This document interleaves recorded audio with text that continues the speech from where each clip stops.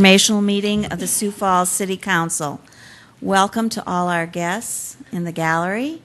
We'll begin our meeting with Deborah Owen, City Clerk, Chief of Council Operations, and her report.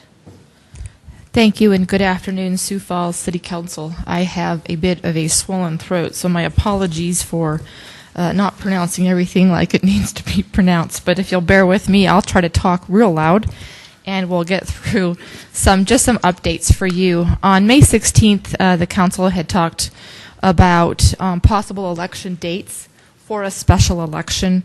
There were a number of conversations. I listened to that again yesterday just to make sure I could answer some of those questions for you as we will meet with the administration to discuss some of these things later. But as you know, as a direct reporter of the council, I want to make sure I address some of your concerns prior to that meeting. So in general terms, if you will, the council has discussed some different options available. I believe that the council intends to move forward with a specific date in mind, but I wanted to cover those because some of those questions were raised at the May 16th meeting. So I think the discussion has been focused on the November 2011, which was the proposed date by the administration for the Event Center Task Force. And as we discussed in that meeting, the approximate cost to call a special election will run around $45,000. We'll need to appropriate that money when you set the date for the election because, of course, that was not a budgeted, anticipated item for the 2011 budget.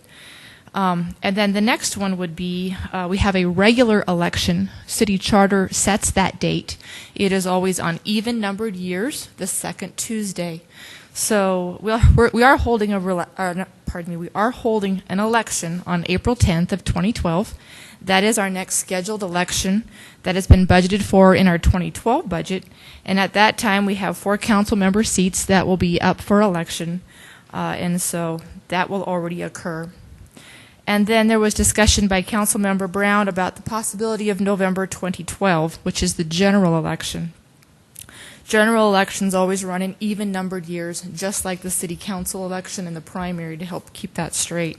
So that is when that would run. I talked with Bob Litz this morning as council members who were on board for the 2010 Event Center discussion.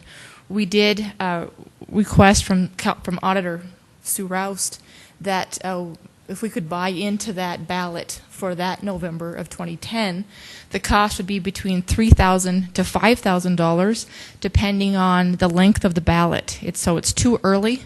Bob and I talked about that this morning, County Auditor Bob Litz, but that was our estimates, just so you know, just to have some general overall information to you, as you are the ones who can call that.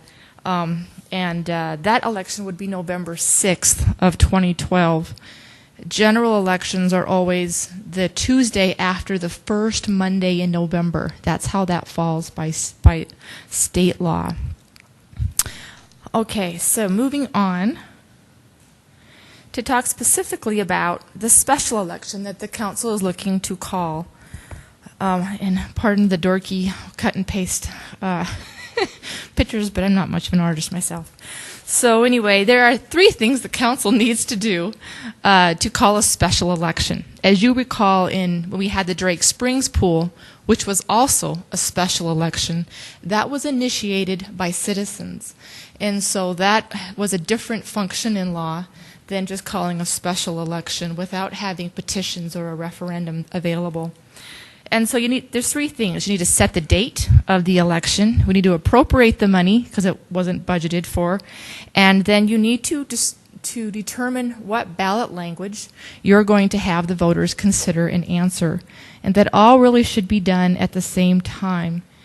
And I'll talk a little bit about that later. But once the council has set the date and appropriated the money and determined the ballot language, then that turns over to the city clerk's office, and we administer that election on your behalf with your direction.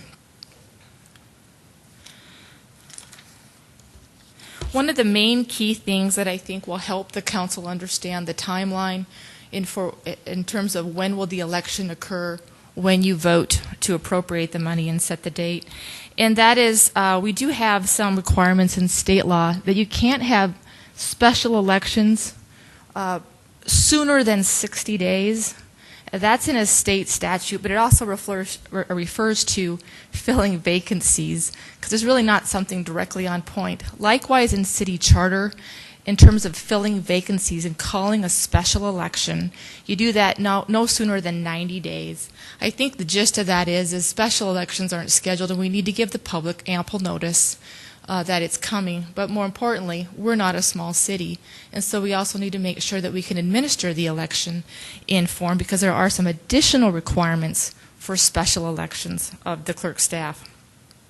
So we're just going to go by that 60 days prior to the election. That's going to be our guide at this point. And again, please remember, when that is voted on by the council, that ballot language must be there, because that 60 days, that notice must contain the language that will be sent to the voters. So when we give notice of election, it has to have the language that they're going to be voting on at that time. Yes, sir. Councilor Rothling. So what you're telling us then is that once we set the election day, or once we set the ordinance in place, there are 60 days to the election. No sooner than 60 days. No sooner than 60 days. Doesn't have to fall on the 60th day, but you can hold it prior to getting through that window. And then charter, of course, has that 90-day window. And then also, part of the challenge, of course, as you know, we had 57 polling places in the runoff election, and we'll need to schedule those. There is a requirement in state law that we hold a special election at the same polling places we used in the last or the previous municipal election. We just had a school board election, and they used a pilot project, of course. I think they had 10 polling places for polling centers. We would not be allowed that option, nor would be allowed super precincts, because we need to have, again, those same, and do our best good faith effort to get those same polling places to satisfy state law. So I think there's folks who we were asked about some sort of a tentative timeline, and I'll admit I don't exactly know when the council will vote on the ordinance. I talked with Councilmember Entenman this morning and kind of reread some emails I had from our city attorney's office and wanted to at least provide some sort of a guideline. If you were going to choose August 1st for your first reading, and then the subsequent Monday is August 2nd or August 8th as your second reading, then I think you could have November 8th, 2011 would be the earliest available for council to set the date for the special election.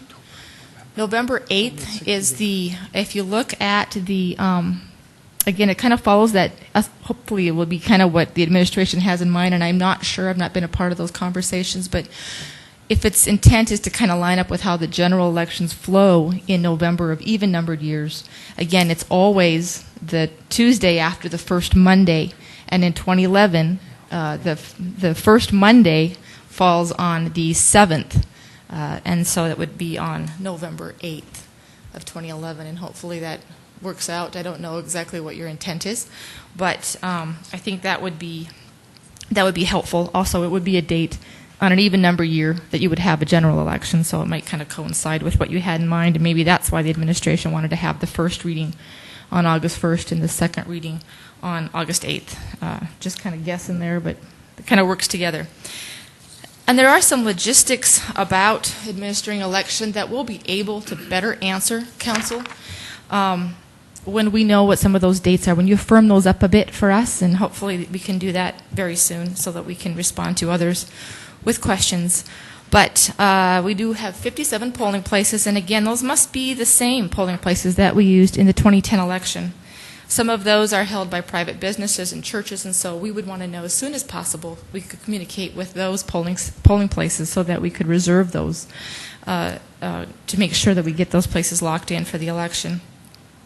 Absentee ballots, we always try to have absentee ballots available 6 weeks ahead of time. Because it is a special, we may not be able to do that. That is a state law requirement.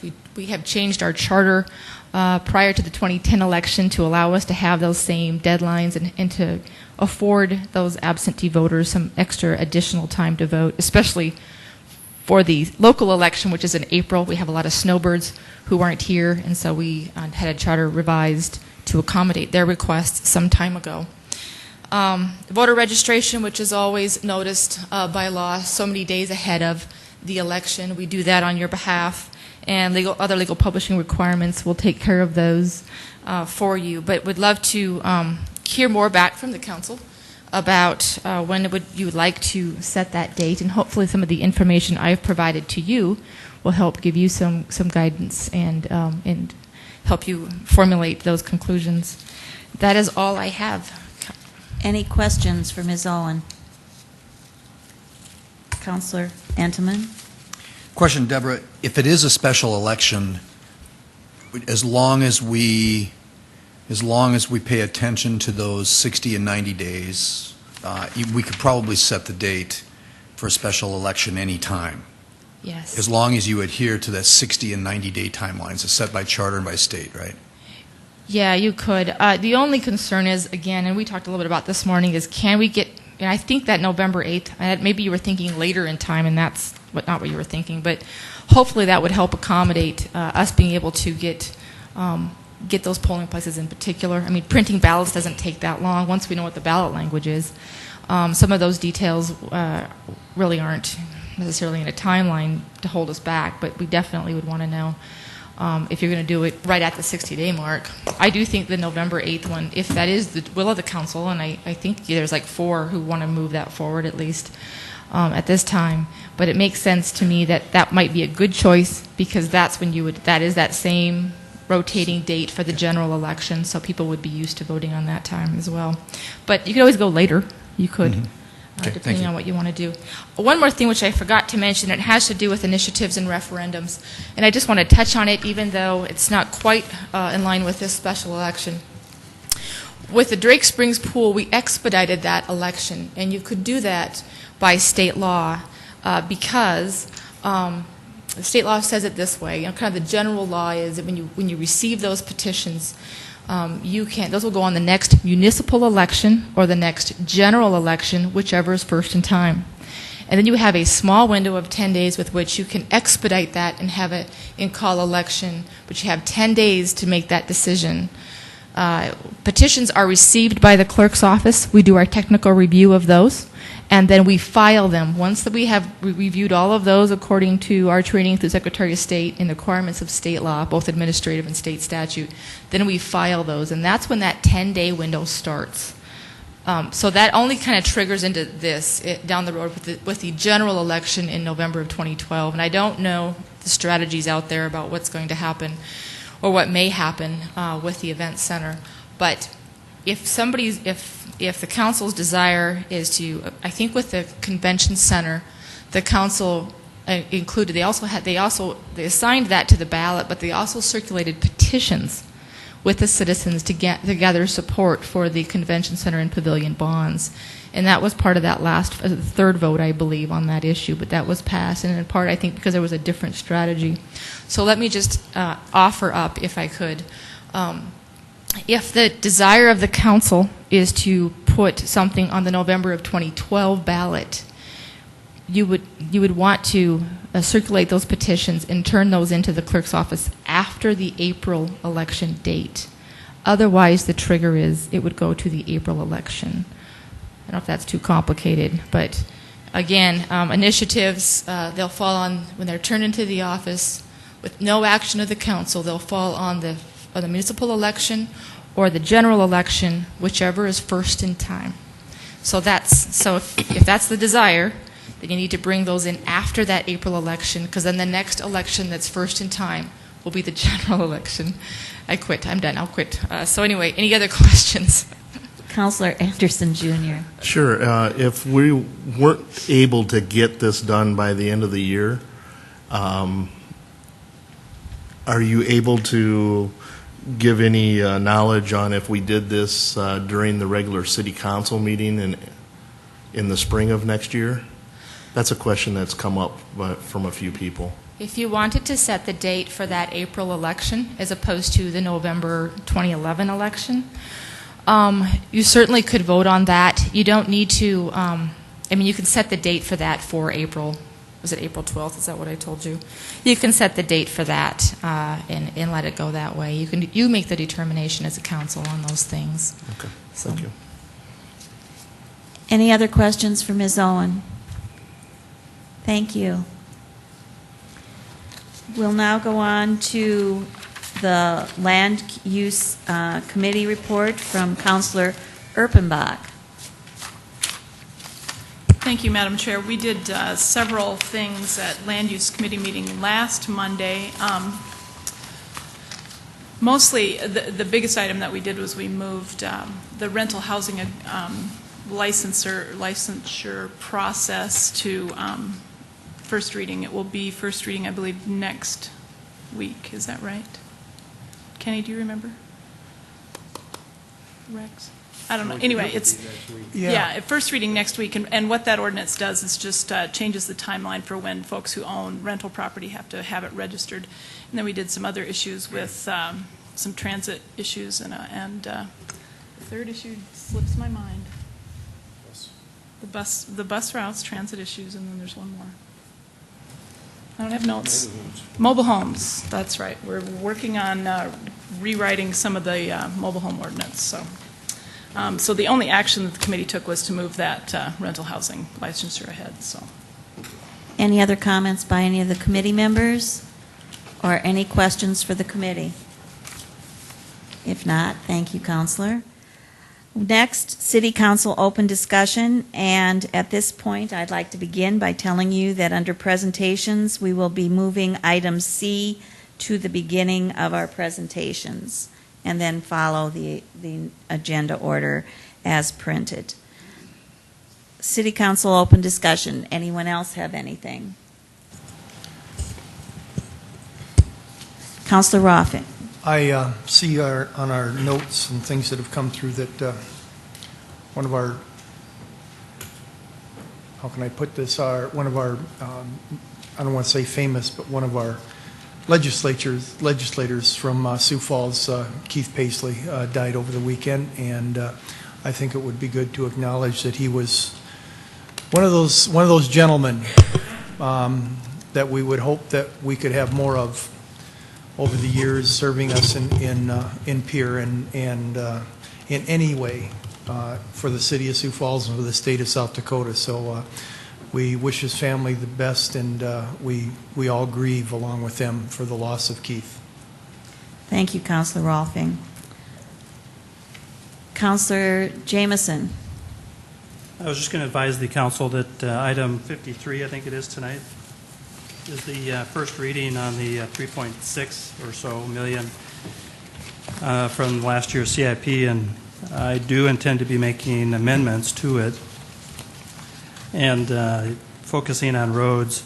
And I still have a sample of that Techrete if anybody wants to see it, but this is our future right here. We won't be having the amendments tonight, but they'll be coming forward, and I'll get them to you in advance so you can see how they add up. But look for that before the second reading.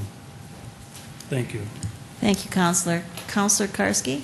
A personal privilege, if I may.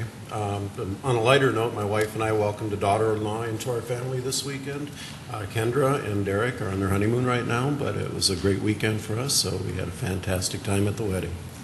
Congratulations. Any other council open discussion? Councilor Anderson, Jr. Over the weekend, I had a couple different things happen that I'd like to discuss, or at least let people know about. Number one is we all know about the flooding that's happening in Pierre and Dakota Dooms. Last Saturday, I was fortunate enough to meet some volunteers from the Red Cross.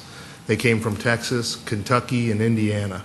And it was a real nice conversation. We had a little lunch together, and it was really nice seeing people who really care and want to come out and help people. So I wanted to send out a little thumbs up to the Red Cross and say thank you for doing what they do. The second thing is I did a first yesterday. First time in my life I ever went to what I think is a little jewel here in our Sioux Falls Empire area. I went to Houston Speedway and got to watch the races last night. And I'm 52 years old now. It's the first time I've ever been there. It was a fun time, and if you've never been out there, I encourage you to check it out sometime. That's it. Thanks. Thank you, Councilor Anderson Jr. Any other remarks by the council? If not, we'll go on to presentations, and as I said, we're going to start with a review the food selling, food processing, restaurant license fee increases for 2012 licenses. Good afternoon. I'm Amy Richardson, the Public Health, Finance, and Information Officer. We would like to visit with you today about our health fees in Chapter 23. We have been reviewing and presenting these fees over the last 4 years. To provide you with some history, in 2008, we conducted an analysis on these fees. The analysis included meeting with restaurants, food selling, and food processing establishments, in comparison with communities in the region. At that time, it was identified that our current license revenue was not covering the cost of licensing and inspector process. To increase fees over a graduated period of time, a percentage increase until year 2014 was recommended. Prior to 2008, the last increase was in 1998. We are currently in year 4 of the plan to gradually increase fees to align revenue with expenses. Our recommendation for today is an across-the-board 20% increase. With an increase in license volume and the 20% fee increase, this still leaves us with a difference of $40,000 between revenue and expenses. Completing the analysis for 2013 and 2014, we are closing that gap between expenses and revenue. We are projecting a possible 13% increase for 2013 and a 2% increase for 2014. This is in line with our plan as we outlined in 2008 to have revenue aligned with expenses by 2014.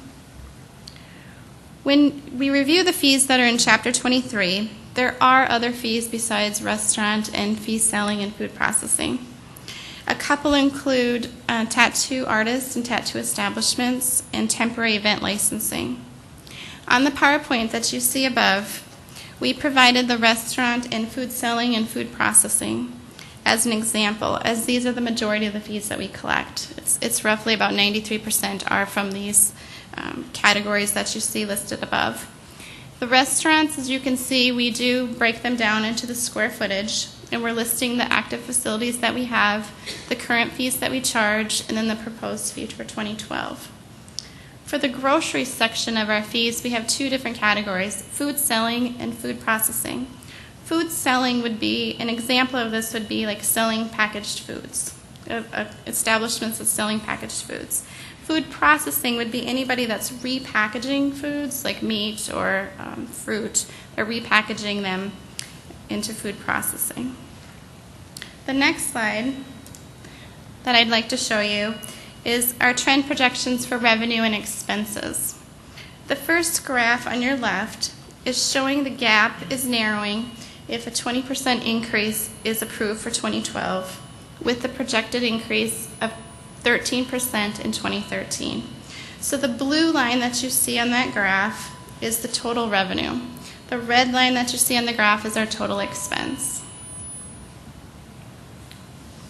The second graph to your right is showing the gap between revenue and expenses if there is no increase.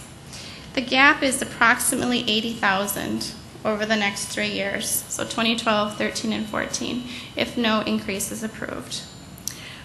Both of these examples have projected increases in licenses, the number of licenses that we have, and it's averaging about 3% per year that we're increasing the number of licenses. Our expenses are increasing about 5% annually. Of our expenses, almost 80% is personnel. The rest of our expenses is like vehicles, software, operating expense. That concludes the presentation on health fees. Are there any questions? Questions from the council? Councilor Rolfing. Thank you, Madam Chair. I didn't pick up on what the fee was over the last 3 years. This is the third of a fourth of a 4-year. Fourth, What yep. were the increases for the first 3 years? 20%. So we've had 3 years of 20%. Mm-hmm. Okay. What is a projection to go ahead after 13? After 13, we would do an analysis because we're just looking to match expenses to revenue. So 2013, right now we're showing that it's possibly 13% increase in fees. 2014, we're showing about 2% right now. Okay. Have you visited with any of these entities in doing this projected rate increase and how they feel about it? Not that I know. And I know this is one of the first things that we took on as new counselors last year, and so I've forgotten some of this stuff. Sure, you bet. Absolutely. Jill Franken, Health Director. As Amy had indicated, it had been since, I believe it was 1998, since we had last increased fees when we looked at this in 2008. So what we did was established a plan that could slowly get, probably doesn't feel slow to the establishments that are paying these fees, but it does give us a graduated plan to be able to get these fees in line to have revenues cover expenses. And so can you ask your question again so I can answer it correctly? What is the plan for 2003? And if you've checked with any of the establishments, have you been in conversation with them? You bet. When we established this plan and put it in place, that was one of the first things we did. Was we held meetings with the food vendors, those that have restaurants and groceries, to get their input, explain why we were doing this, what was the rationale, and we really didn't receive a lot of negative feedback at all regarding that. There were just a couple, and one of the things that was the best feedback we got was looking at a different category for those food sellers that are less than 250 square feet. So we did implement that as a change to help them, help that fee be a little bit less of an expense for them, since they have very little, their inspection process is really relatively simple, so we could justify having that category added. Any other questions? Councilor Karski. Yes, if I may. A couple of things come to mind. I understand needing our revenues to keep up with our expenses, but this is more related to the expense side.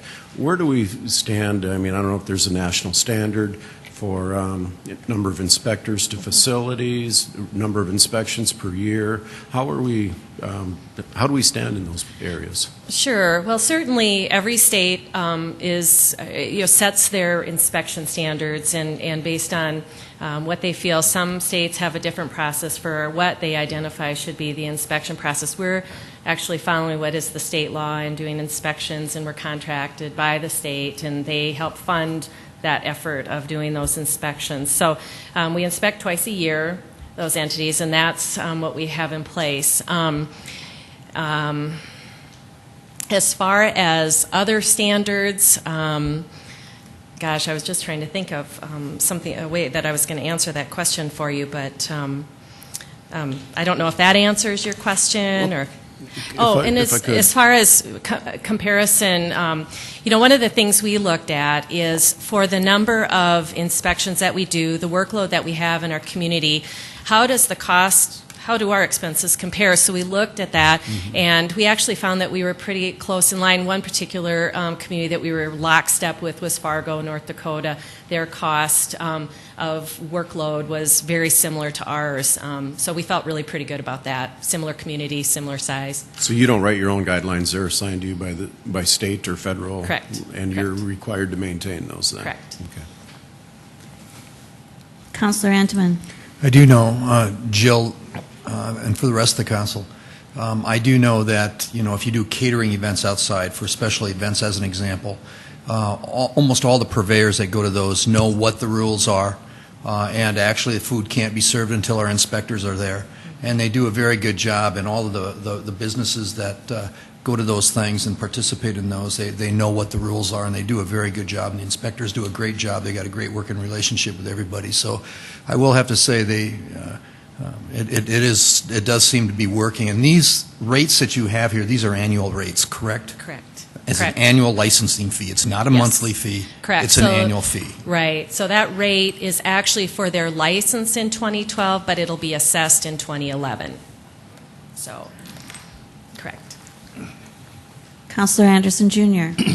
Joe, with the increase of street vendors, what are we doing to ensure proper food handling, licenses, things like that? Are we increasing inspectors out there?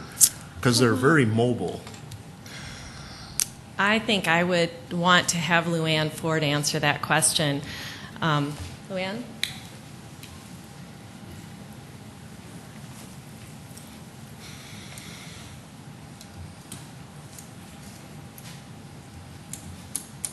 Hello, I am Luann Ford. I'm Public Health Manager for the Sioux Falls Health Department.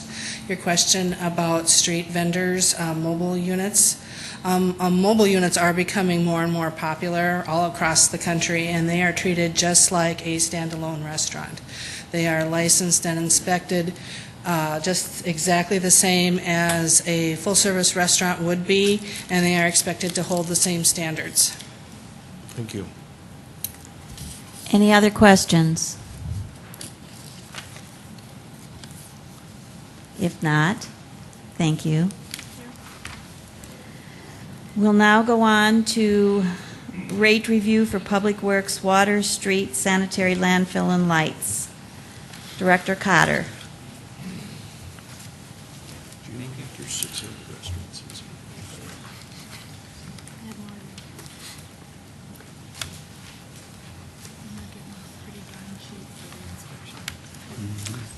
Good afternoon, Council Chair and Council members. Mark Cotter with the Office of Public Works. Today we will take you through the annual rate review. We've gone through water reclamation rate review with the need to actually accelerate more projects. And so that will be the one analysis that's already been performed, and we'll take you through the other respective utilities. Our approach is to actually bring you a very detailed presentation today, and then first reading would follow next week, and the second reading would follow the week after. And again, one of the reasons that we've done this in a package is that council members had asked us to do this as one package, and then also prior to the mayor submitting the budget, so the revenues that are in the budget are reflective of what's been discussed today and throughout this month. One of the things that you'll see is very familiar faces again, because as we've taken a multi-year approach, we've used DGR to do our electric, light, and power review. SAIC, formerly R.W. Beck, same members are here to take you through the landfill review, and Steve Burian with AE2S. They'll be accompanied by the division managers for those respective utilities, and so they'll introduce themselves as they come up. A couple of people that are very busy behind the scenes that I want to recognize are Dean Borkart, our business operations manager, and Brad Vosted, our public works accountant. These two gentlemen really do a lot of the behind the scenes numbers for these rate modelers, and so produce the product that we will show you today. Our approach stays consistent with cost of service rate modeling that we've started several years ago. Again, we want to make sure that as you see these, that we watch these utilities very closely. We've set some very responsible, as we believe, reserve levels, so we can not only manage these funds with float, but also account for if there's something unforeseen happens, that there's actually dollars in that respective utility that we can move on. You'll see that in every one, including the one that we just presented, that we have a focus on reducing the debt of these utilities. Now that the major investments have been made, you'll see even what the debt curves are over the long term.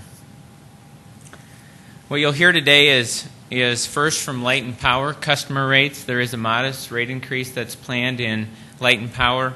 And one of the things that we've seen is that for a number of years, obviously the Missouri River has been low. Now what we're seeing this year, but we also started to see it pick up last year, is the amount of water that's in the Missouri River will over time really start to flatten out power costs. Municipalities are the one place that can actually buy that power off those dams, and so they will take you through that. The modest rate increase that we're proposing for light and power, again, only covers that small territory that we have. but we are also using a portion of our reserves because we do believe in the near term that power costs will actually flatten out with the amount of generation that will be possible now at the dams. Sanitary landfill.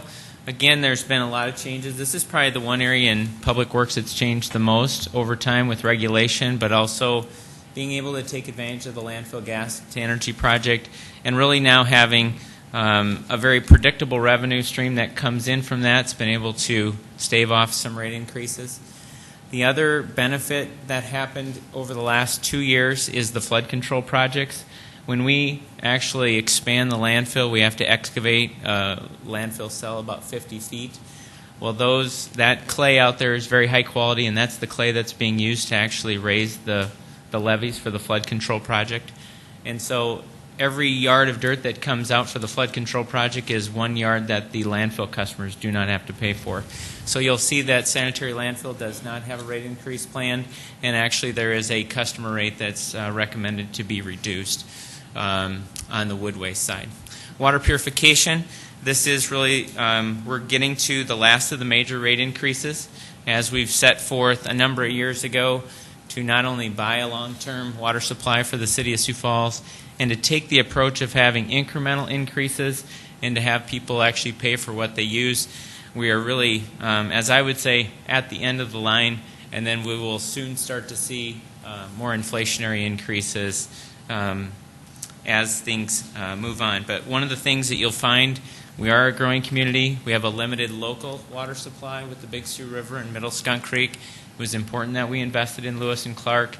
And when we invested in Lewis and Clark, that is about a $70 million bond purchase. We structured a 30-year note. The first 6 years were interest only. In 2012, we'll actually start paying principal.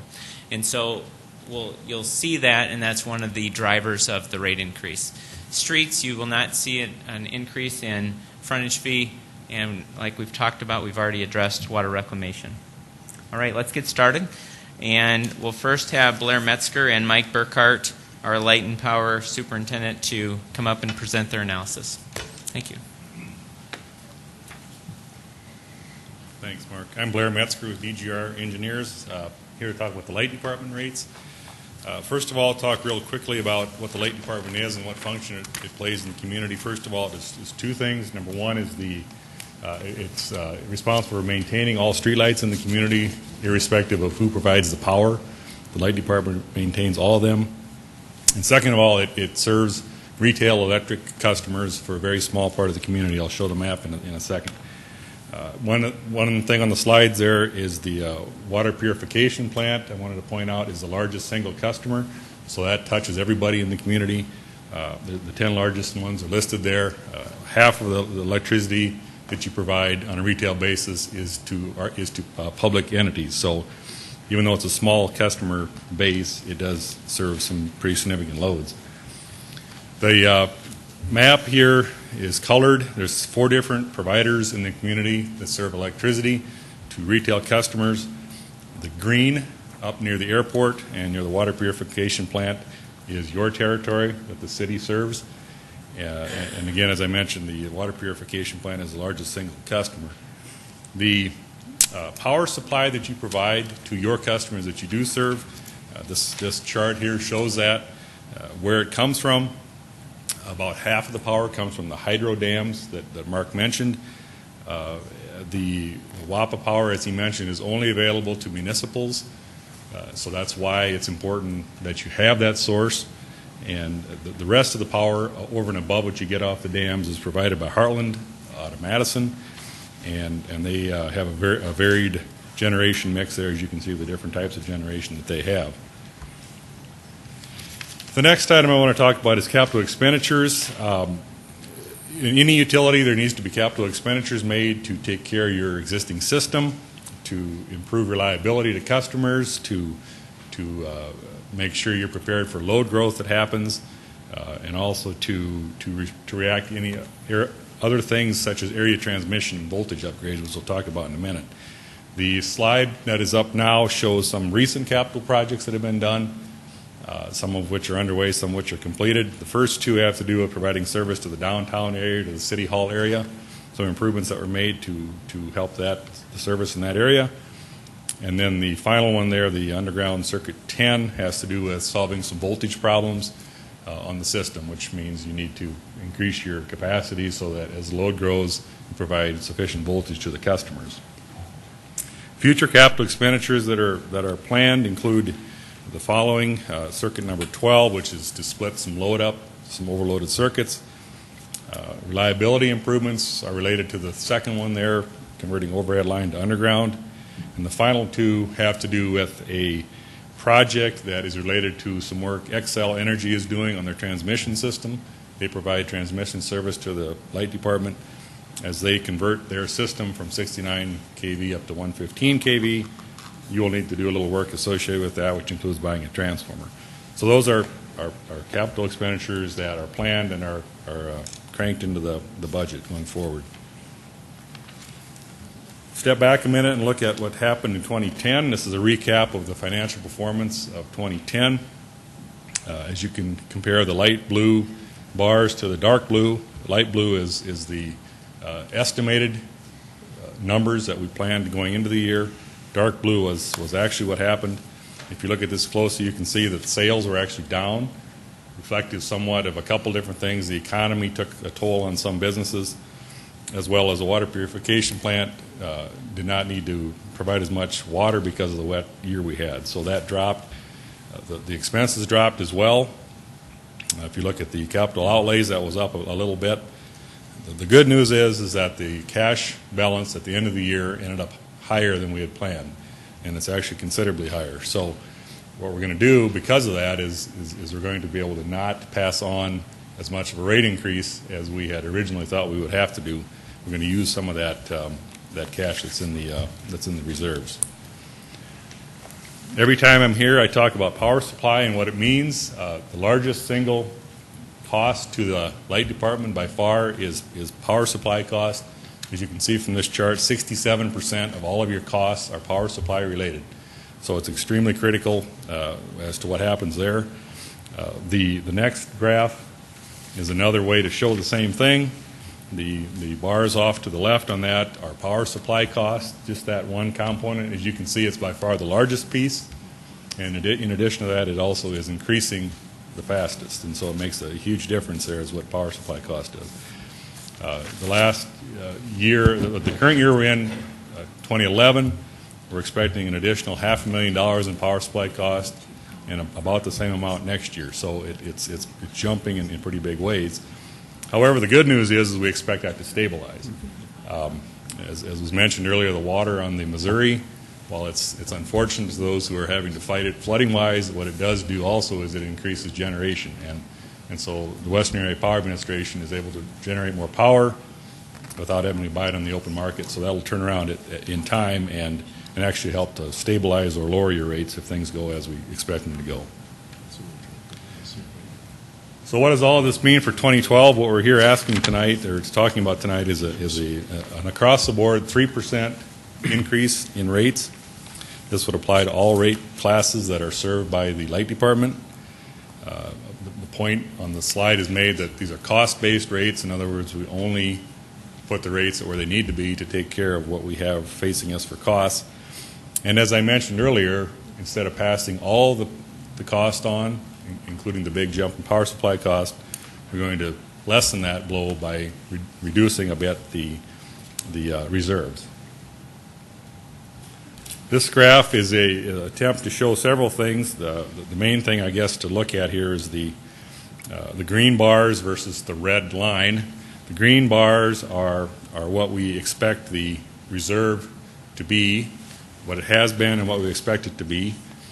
And the red line is what our target is. So if you compare 2009 and 2010, you'll see that we actually have more reserves than what we had said we needed to keep in reserves. However, we expect in 2011, because of the big power supply cost increase, that will match up pretty close by the end of this year. And then, as I mentioned, going forward, we're going to actually allow that to drop a bit below ideal.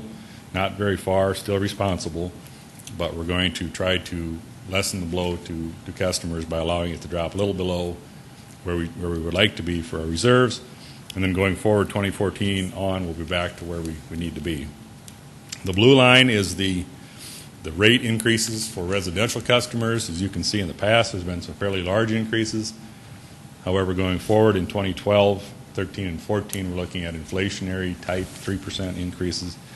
And then hopefully after that, down to nothing. Again, a lot of that depends on power supply costs doing what we think they're going to do, which we hope will be the case.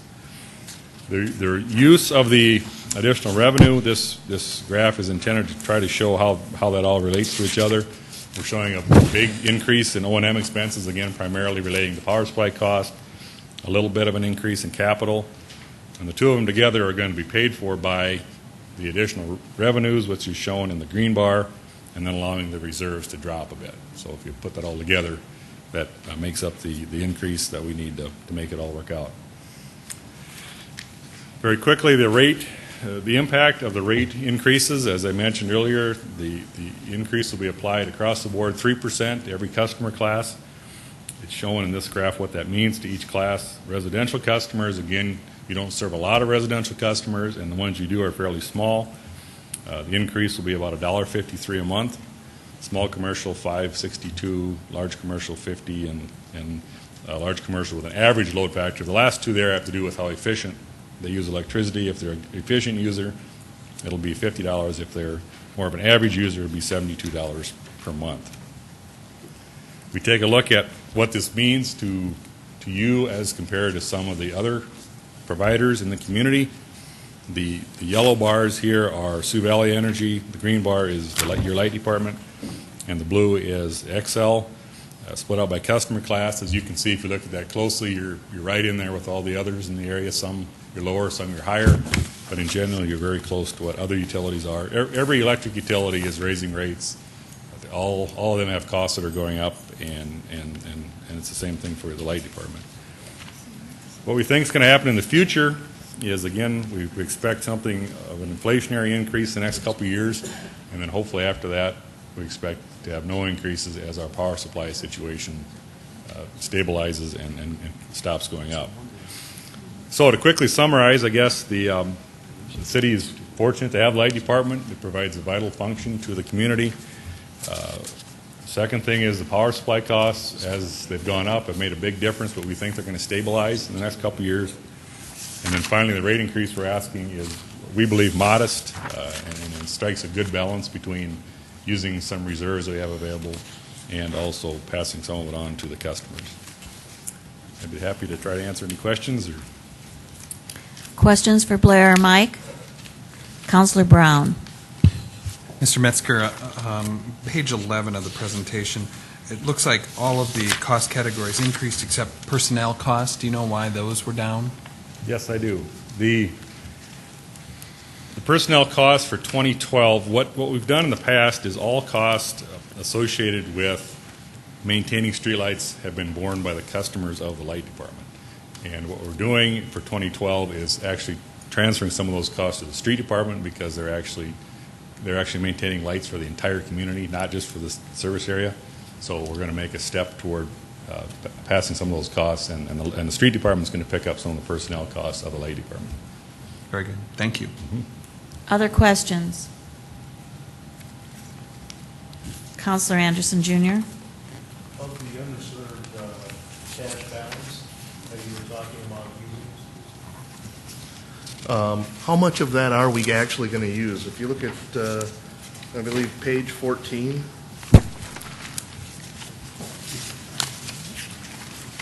we're going to use less than $200,000 of the cash reserves?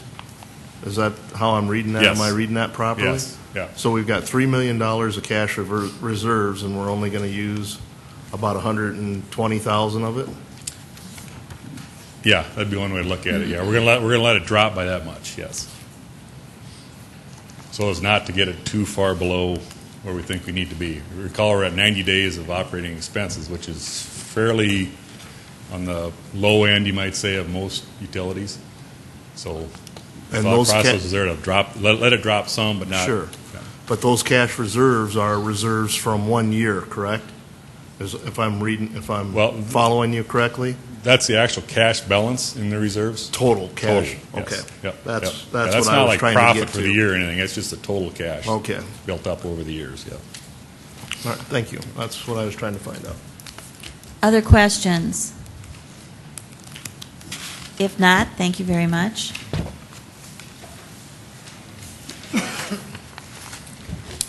We'll hear from the Sanitary Landfill next. All right, thank you, Council. We'll switch over now to Fred Dorn with SAIC and Dave McElroy, the landfill superintendent. Fred? Thank you, Mark. Thank you, Council. Fred Dorn, SAIC. I'd like to introduce Tanya Collar and Andy Fry. Tanya was doing the nuts and bolts, working with Dave on the modeling effort this year, and Andy besides doing a lot of work out at the landfill, provided some construction estimates that were fed into the model. But this is probably the 8th year, give or take, of being involved with various aspects of the financial workings of the solid waste program and the landfill that I've been involved in. And in my perspective, a lot of the projects I worked on, it's well managed. They're recently getting into that sustainable tag, but they've been doing that for years. And really, it's the market they serve, a 5-county market around Sioux Falls, with the landfill located central to where that the region, but also only 5 miles west of the city where most of the waste is generated. The last census 2010, roughly about 240, 250,000 people in that 5-county area. Tonnage received, and I'll try not to jump into acronyms, but municipal solid waste, MSW, C&D is construction, demolition, debris waste. MSW, municipal solid waste, the general residential or commercial waste that companies or residents throw away. Last year, about 170,000 tons went across the scale. We're projecting conservatively, because of the economy and what we've seen at the landfill, very modest increases in that tonnage and in a sense, revenue from that waste stream going forward. Next couple of years, 171,000, 173,000. On the construction demolition debris side, waste that's going across the scale of that waste type, last year about 55,500 tons. This year we're projecting a lot less than that, 51,000, and then growing marginally next year at 52,000. Again, reduced because of the economy and what we've seen at the landfill. A lot of what comes, this waste, the volume tonnage that comes across is brought to the landfill by 37 haulers. Mention the word sustainability. I'll give you my very brief definition of sustainability from a landfill perspective. Protecting the environment and getting the most out of the resource before it's buried, and once it's buried, really optimizing that footprint, making that footprint in the land as small as you can. 2 graphs on this slide. The one on the left shows waste generation per capita per day, based on tonnage coming into the landfill, municipal solid waste, divided by that population. And you can see over the last 6 years, there's been a downward trend. And that is a direct relationship to 2 things that I can account for. One is an increase in recycling, and the other is the economy. People are just generating less waste. If you look at the slide on the right, this is data from 2 of the another acronym, a MRF, Material Recovery Facility. There are 2 of them in town. They provided the information, and you can see over that same 6-year time period that recycling quantities have increased. So it does show that that end of getting the value out of the waste stream is occurring. Capital projects this year, the big ones that are part of the plan is an expansion of the HHW, Household Hazardous Waste Facility, an upgrade at the landfill for the flare. The flare was initially installed 2006.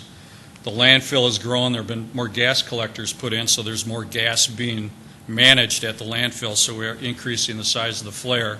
So when gas isn't going to POET to be used as energy, we have a flare large enough to combust the gas that's collected.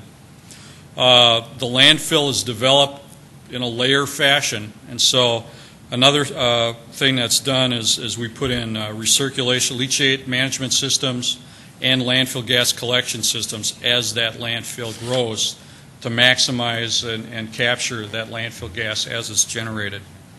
And also, it's something we'll talk about later, and Mark mentioned it a little bit, is the shredder and biomass project that's going on out at the landfill to capture energy from that part of the waste stream.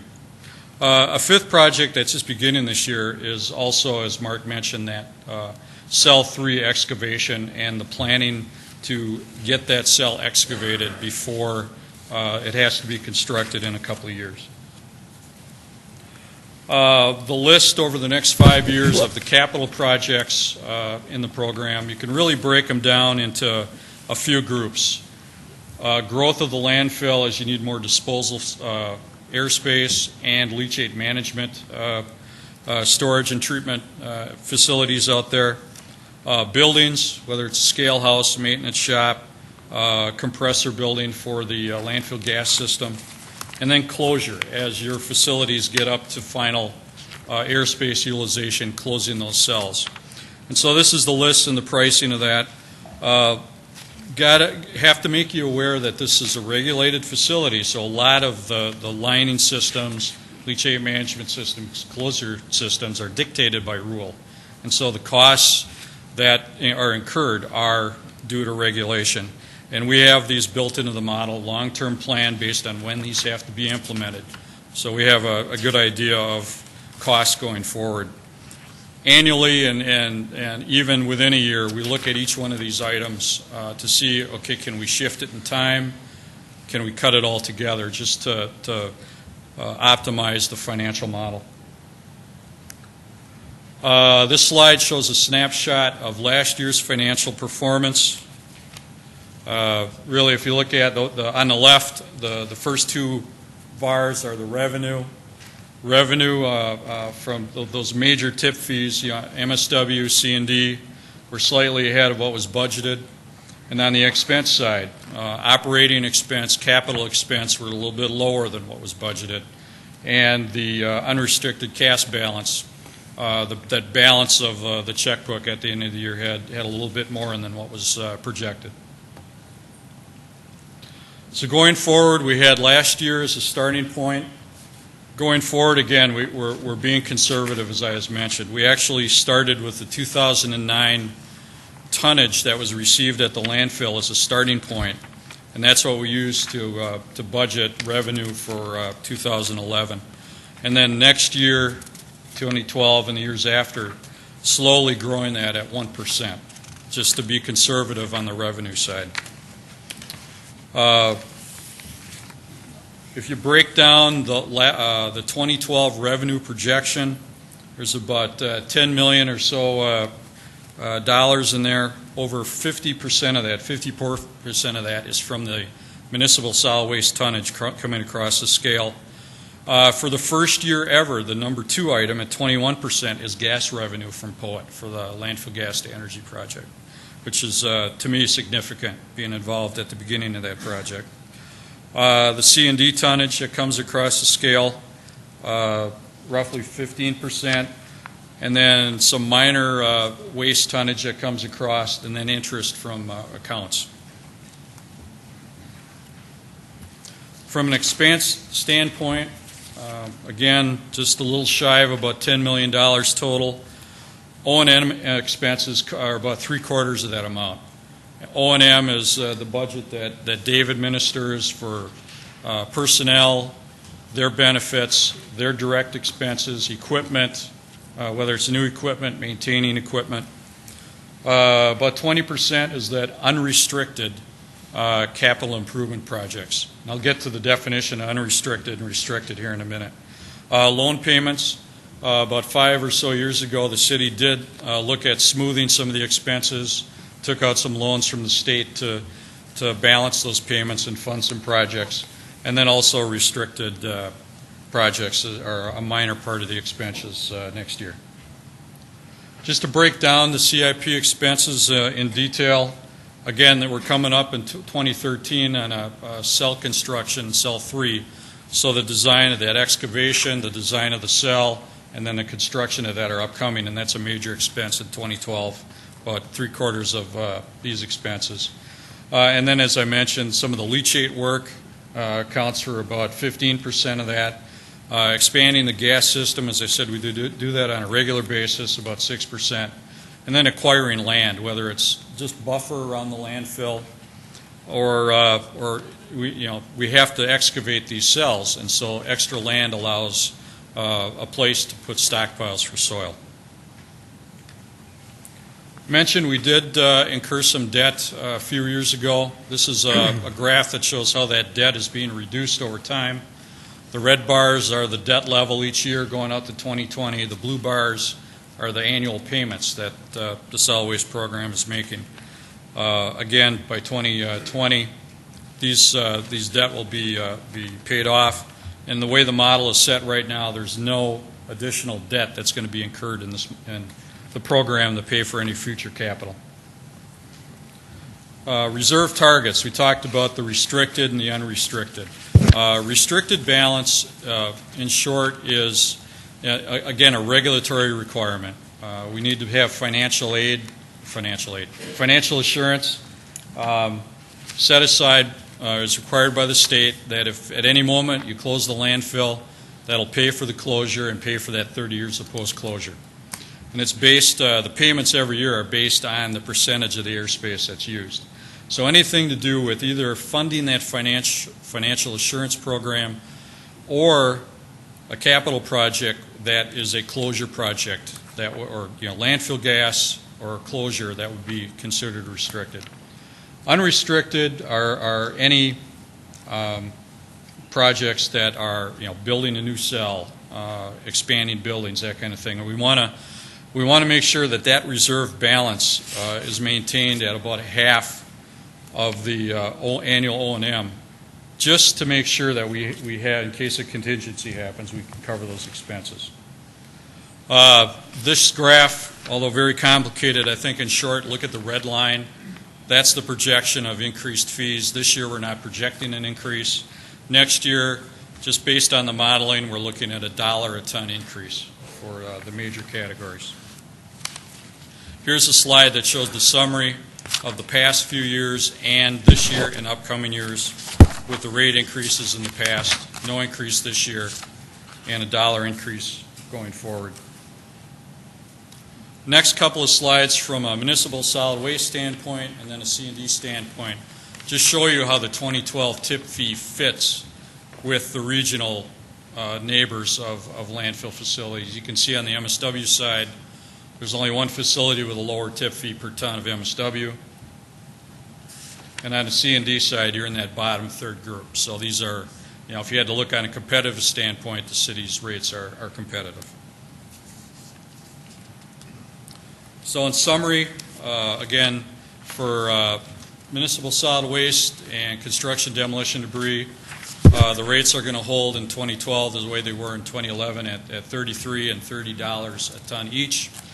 And also, as mentioned, we're actually going to reduce the rate for accepting wood waste at the landfill due to that revenue stream we're picking up for the corn stover grinding and also some, in the future wood waste and using that as an energy source. And also the last 3 years, the city has not had to pay for grinding because somebody has come in and done that because of the fuel opportunity. So I guess, to sum up, the program is really well managed. It's sustainable for the businesses and residents of the city in that 5-county area. Many of the drivers that are set in revenues and costs are because of regulation. And again, there are no tip fee increases next year. So, did I hit everything, Dave? Right. Any questions? Councilor Anderson Jr. This might be something Dave can answer too. At the landfill, what's our top 3 expenses out there? Capital equipment. We have several pieces of equipment that range from $500,000 to up to $950,000 a piece for a compactor, for example. Construction costs for future growth of the landfill. We've got to build and continue to expand the landfill. Fuel costs are right up there because we have large equipment. Personnel costs, I believe, are about 20% of our annual operating budget. Okay. And as landfill goes with more recycling, trying to be a lot more greener, what's some of the other things that we can do out there? And maybe start with explaining the, oh, darn it, I'm trying to... Sustainability Master Plan. There we go. Yeah, right. Exactly. Good lead-in. The Sustainability Master Plan, we're actually undergoing that right now, and that's the triple bottom line you'll sometimes hear it referred to. We're looking at methods, and it's not just a landfill thing, but we're looking at things for the whole city. What can we do to be a more sustainable city? And there's economic drivers, there's social drivers, and then there's environmental drivers as well. And so it's kind of, if you imagine a Venn diagram with 3 intersecting circles, you're looking for that sweet spot in the middle, that target. There may be things out there that are economically cheap, the way to go, but they may harm the environment, so it wouldn't necessarily be sustainable. And vice versa, there are things out there that environmentally we really want to protect the environment, but it may not be economically feasible to do so. So we try to hit that sweet spot in the middle and be more sustainable. And we're actually in the process right now. We have a sustainability master plan that's going on. There's a core sustainability team that's made up of a variety of different citizens and businesses in Sioux Falls. And we had our first meeting, I believe, about 2 weeks ago. It was a really positive meeting. We have representatives from Sanford, John Morrell, Augustana College, a lot of people in there, and there is a big push to be a more green and a more sustainable community. And then also, if you could explain your compost project out there.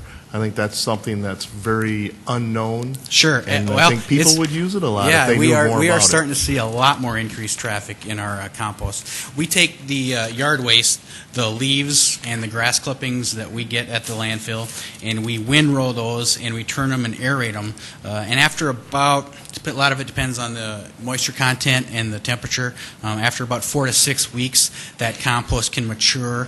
Then we screen it, and so that compost is available to the public for household use for free. All they got to do is come out to the landfill and load it. We used to load it, but for liability reasons, damage to personal vehicles, we don't do that anymore.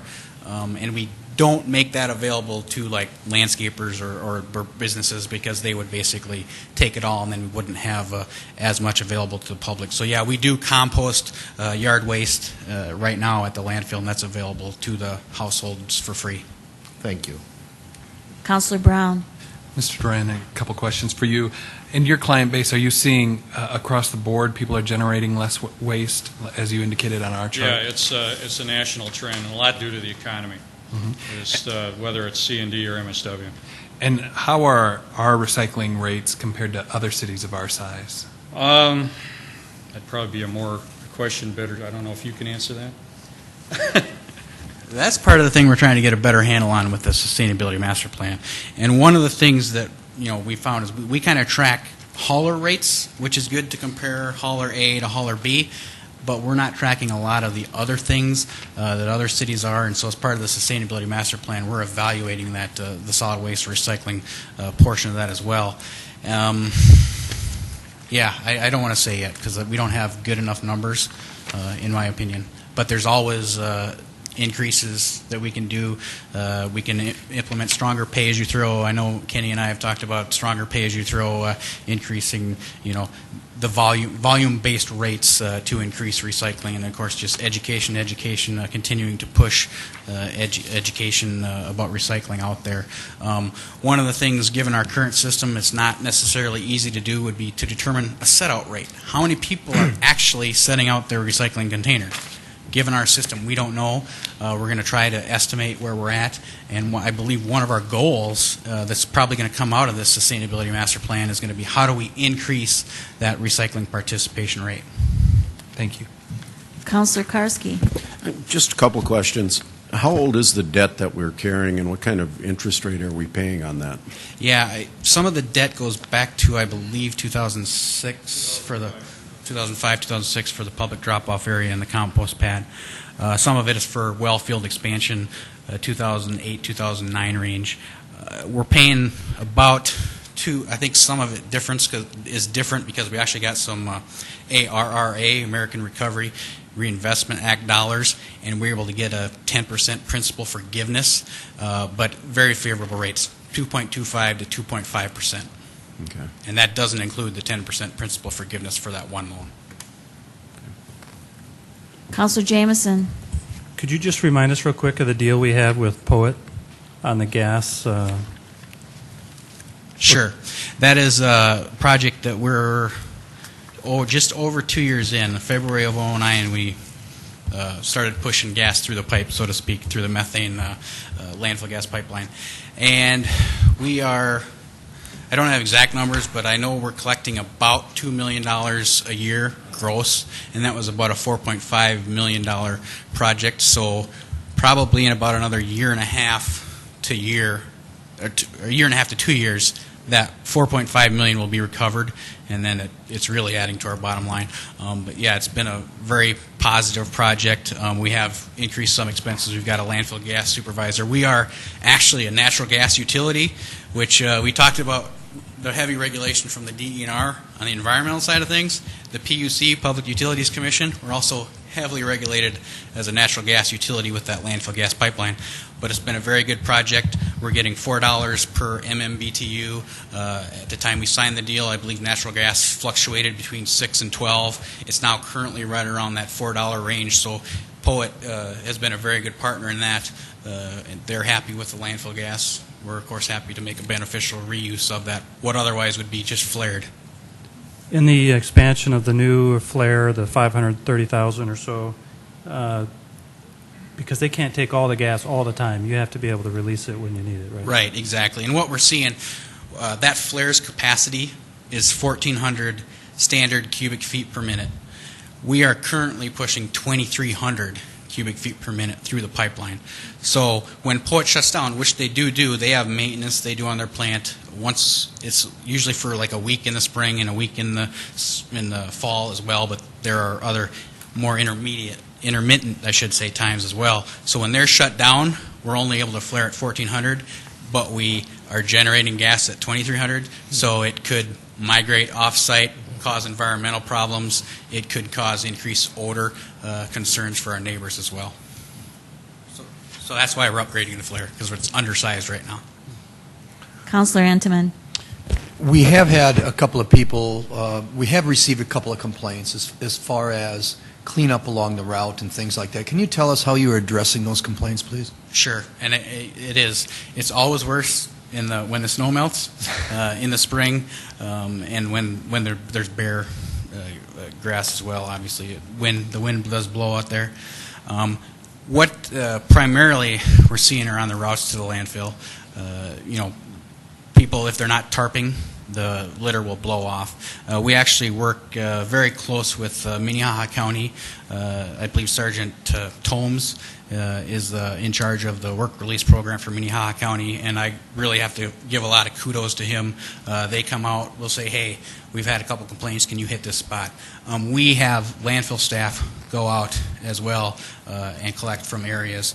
We get a lot of illegal dumping or midnight dumping from people who they may come out at 5:15 or 6 o'clock at night. We've already closed the landfill, so they'll go dump in a ditch around the landfill. I'm really hoping we can catch some of those guys at some of that time. But we use city staff. One thing we do, and it's usually, like I said, the springtime usually catches us because people are part-timers that we hire for litter picking, high school kids, college kids. They're not back yet for the summer. So we use part-time staff. We do use full-time city staff as schedules allow, and then we use the work release inmates as well. Councilor Anderson Jr. Just to go on with that answer, would you see any advantages for maybe during a summertime increase of hours out at the landfill? Well, there's of course going to be increased costs anytime you increase services. I guess we get probably 7 to 10, maybe 15 complaints a year, based on 900 to 1,200 vehicles a day on Saturdays throughout the year. Yes, we get complaints. It's unfortunate, but I don't know that it warrants increased hours. We're actually probably open a lot more. Like on Saturdays, we're open a full day. Most landfills are open in the morning, if at all, on a Saturday. It's something we can certainly consider, though. And since I've got you, could you inform the public what the hours of our landfill is? Sure. They change with the daylight savings time. So right now, which I'm not sure if we're under standard or saving, but anyway, during the summer months when it's lighter, we are open more hours. So we are currently open from 7:30 until 5. And in the winter, when daylight savings time begins, or vice versa when it ends, during the winter hours, we are open from 8 to 4:30. And what we find is that it's dangerous, quite honestly, if we were to open earlier than that in the winter, because it's still dark out. So 8 to 4:30 in the are our winter hours, and 7 to 5:30 are our summer hours, and that is Monday through Saturday, so 6 days a week. Thank you. Thank you very much. We'll go on now to water purification.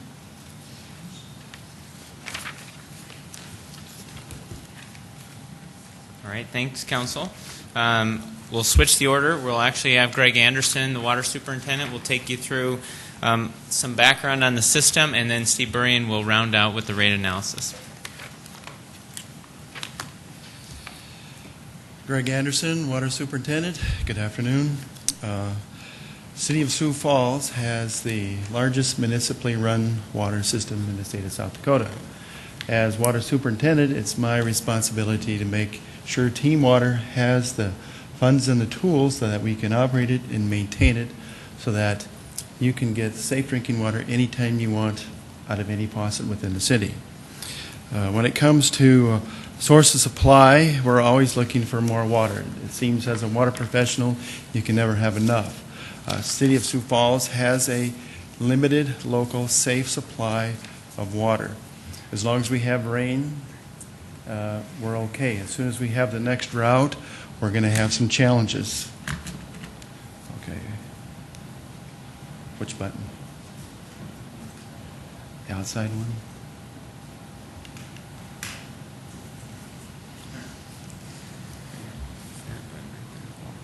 Thank you. Our oldest production well dates back to 1911, well before my time. Our newest well went online this year, 2011. It's a nice Randy collector, produces about 2.8 million gallons a day and cost us around $2.5 million to produce. One aspect of water, you're always doing long-term planning. You're looking out 20 years, 40 years. We're still a growing community. Like I said, we have a limited supply of water. Currently, our domestic water supply is about 16.5 million gallons of water per day. And that is good for now. And if we continue to have rain, we'll be good for the near term. When we get our next drought, if you see on the graph, we're going to have trouble producing enough water. That's why we bought in with the Lewis and Clark Regional Water System. That 28 million gallons a day of capacity we have with them will come in handy right around 2013 or 37 or 2062 if we have a drought. In fact, it'll be essential. The water treatment plant is a 24-hour, 7-day operation. We're a cold lime softening facility, and our two highest costs are chemicals and electricity, well over $1 million each year. We have a capacity of about 54 million gallons a day if we push it, and once our new filter expansion comes online in June, our capacity, which should be up to 72 million gallons a day. We have an extensive distribution system. that we must maintain. It has over 1,000 miles. You can see a large count of valves and hydrants. We provide service 24 hours a day. We have crews that go out no matter what, whether it's 20 below fixing a broken water main, or if it's 115 on a paved street fixing a broken water main. That's our job. That's what we do. Capital has been a big part of the Water Division for the last 20 years. We've been working on a capital plan that started in 1998 for the treatment plant, 2002 for the water distribution system. Our current capital project is our filter expansion. It's the first capital project at the plant that's going to increase the capacity since 1973. In 1973 we had about 90,000 people. Now we're up over 158,000. So this here expansion should give us a filtering capacity of 72 million gallons per day. We still have a capital plan on the distribution side, where we switched to the distribution side on our capital plan.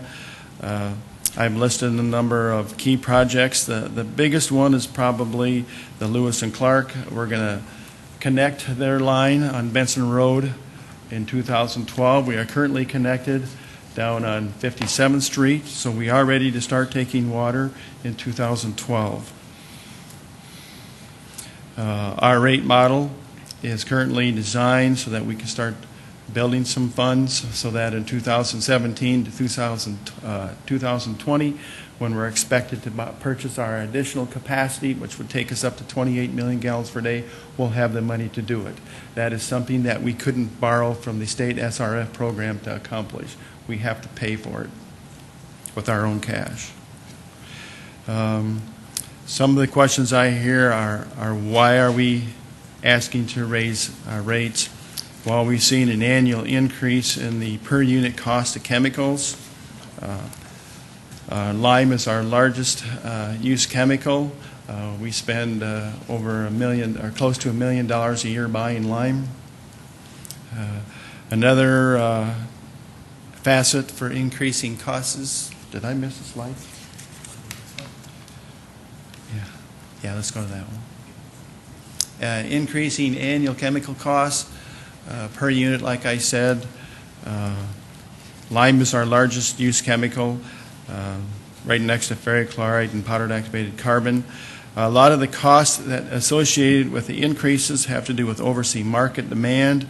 There's additional energy and fuel costs associated. 2009 was probably our worst year on chemicals. Raw material supply is limited on some of them. The emerging markets and the world market is expanding and growing, so they're taking a bigger piece of the chemical supply. So that's why the rates have, the costs have gone up. Increasing cost of reconstruction. 50 years ago, the city had roughly 200 miles of water main. Now we're close to 1,000. So we still have to maintain that. Plus we have some aging infrastructure. You can see it's a lot cheaper to put in new stuff than it is to rebuild old stuff.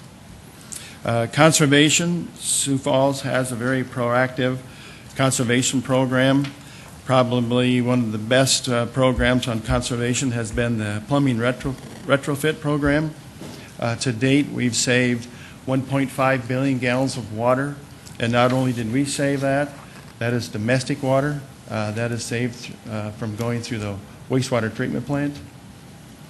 We saved on the chemical supply, the electricity to pump it out to the public, and just about everything else that goes along with making water safe to drink. At this time, I'd like to turn it over to Steve Burian, our consultant. Thanks, Greg. Steve Burian with H West, Council Chair Aguilar, members of the City Council. I'll wrap up this magnitude cost that you have for the Sioux Falls Water Utility, and then I'll jump into the rate presentation part of it. On the slide that you have before you, you can see one of the major investments is due to the fact that Sioux Falls is a growing community with a limited local supply. So as a result, in the early 90s, you elected to join the Lewis and Clark Regional Water System. Up until recent years, or not semi-recent years, you were paying dues, and you paid about $10 million in dues to Lewis and Clark. Then Lewis and Clark as a whole elected to look at a prepayment strategy. So several years ago, you elected to prepay your share of that project, and you issued a $70 million bond, of which the slide shows here the net bond proceeds were about $64 million. In order to take some of the edge off in the earlier years, you used a creative bond structure that was still very marketable, in which you sold one with 6 years of interest only, followed by amortizing all of the principal within the last 24 years. And we're on the cusp of having to start making that first period payment of the 24 years. Just for a little bit of housekeeping, in 2012, you'll be buying Lewis and Clark water for the first time. You will have all of your base system of capacity that you originally signed up for of 11 million gallons per day. And then out of the 17 of additional capacity that you secured, you'll have 9 of that available in 2012, and the remainder won't be available until sometime in the future, which we're assuming at this point, 2020. Moving then to the financial performance of the water utility, this is the similar graphic that you've seen for the other utilities. The blue is all the projections for revenue and expenses, and then the maroon is that what was actually spent or received. You can see with the very wet year that you had last year that your revenues were down across the board. As a result, your costs were down. In addition, Greg foresaw this, and he and his staff did everything within their power to try to lower costs. So hence the good relationship between lower revenue and lower expenses. In addition, you'll see the capital outlay was less than projected. Some of that is a true savings, about $1 million. The rest of it is actually deferred dollars that are already encumbered. And so although the unrestricted cash balance looks like it's a celebration at the end of 2010, most of that was encumbered dollars that we turned around and added to the 2011 model as a revenue requirement. So it was really essentially a wash for 2010. If we look at some of the assumptions we used in putting the model together, you've seen a 1% growth rate being prevalent throughout the different presentations you've seen this afternoon. We use that same growth rate for the number of meters or the growth within the community. However, with the prevailing trend of downward water use that Greg showed through conservation and the fickleness of water use due to rain and other events, we elected to flatline that for the most part in 2012 and then grow that a little bit in 2013 and then bump it up to the normal growth in 2014 and beyond. We also try to take a real close look at all of the different expense categories and try to do our best to have a crystal ball for that using past trends and what we know of the future. You can see for the most part increased expenses were somewhere in that 4 to 5%, with the exception of chemicals, which are a major cost component for the utility and have had much higher increases over the years. Oops, sorry. We also try to give you a snapshot then of how the utility breaks down by cost. This is not the total revenue requirement of about $33 million for the utility. This is just the operation and maintenance expense. And you can see it's fairly well distributed after wages and salaries and benefits between a variety of other things. I'll also draw your attention here to the orange. That's the Lewis and Clark water purchase. And so this is a new slice on the pie that we haven't showed you in the past that will be occurring in 2012. One of the other things that you're seeing across the city and specifically in water is an emphasis on less reliance on debt. And so although this utility has a fairly large debt load associated with that $70 million bond you sold, you can see as you move forward between principal payments on that note and concerted efforts by your staff to fund more capital through rates instead of through debt, there's going to be a marked decrease over the planning horizon in the debt service total and the debt service payments. We also have reserves that we target for this utility. In this case, we actually have 3 instead of 2 that you've seen with some of the others. The first one is that typical one that's really the foundation, and that's the operating reserve. You've heard tonight somewhere between 90 days and 180 days for the water utility. Given its size, we do only use a 90-day or 1/4 of the year of the operation and maintenance budget. We've also recommended somewhat of a unique reserve for this utility. It's the rate stabilization reserve, and that's 1 year of water purchased from Lewis and Clark at full capacity in the event of a drought. And the reason we look at that is the incremental cost for you to produce the water versus the cost to purchase water from Lewis and Clark, you're upside down. So the more water you have to buy from Lewis and Clark, the more expensive it will be within your utility because many of your costs within the utility are fixed. And so should a drought occur, we want to have some reserve set aside in the event that were to happen to take off some of the edge. Then the last reserve is one that's more typical, again, a capital improvements reserve, And given the lower capital improvements in this case, given the big bond issue, that's 15% of CIP, but it's only about $1 million for this particular utility. This is then the graphic that you've seen from the others present, with the exception of the top line where you see some of the different percentages, the 14s and things. What this is 3 targets. The bottom target is the operating reserve. The second target is the operating and the rate stabilization added together. And the third target is all 3 of them added together. So the green would constitute the operating reserve. The blue would constitute the rate stabilization reserve, and the red would constitute the capital reserve. And you can see in the early years we're actually using cash, much like the electrical utility, in a way to balance things. In 12 and 13 we used some cash. Then in 14 we were able to set aside a little bit of rate stabilization reserve, and then starting in 15 we started to generate quite a bit of red capital improvement reserve. You might ask me why. Remember how Greg pointed out that we have that fairly significant commitment to Lewis and Clark in the out years. And so what that red accumulation is intended to do is to allow you to pay cash for those improvements in 2020. And then you can see that in 2021 at the end of the horizon, all of the different balances match specifically with the different targets that we set. The other line that's on there, which is the far right axis, is the percentage increases.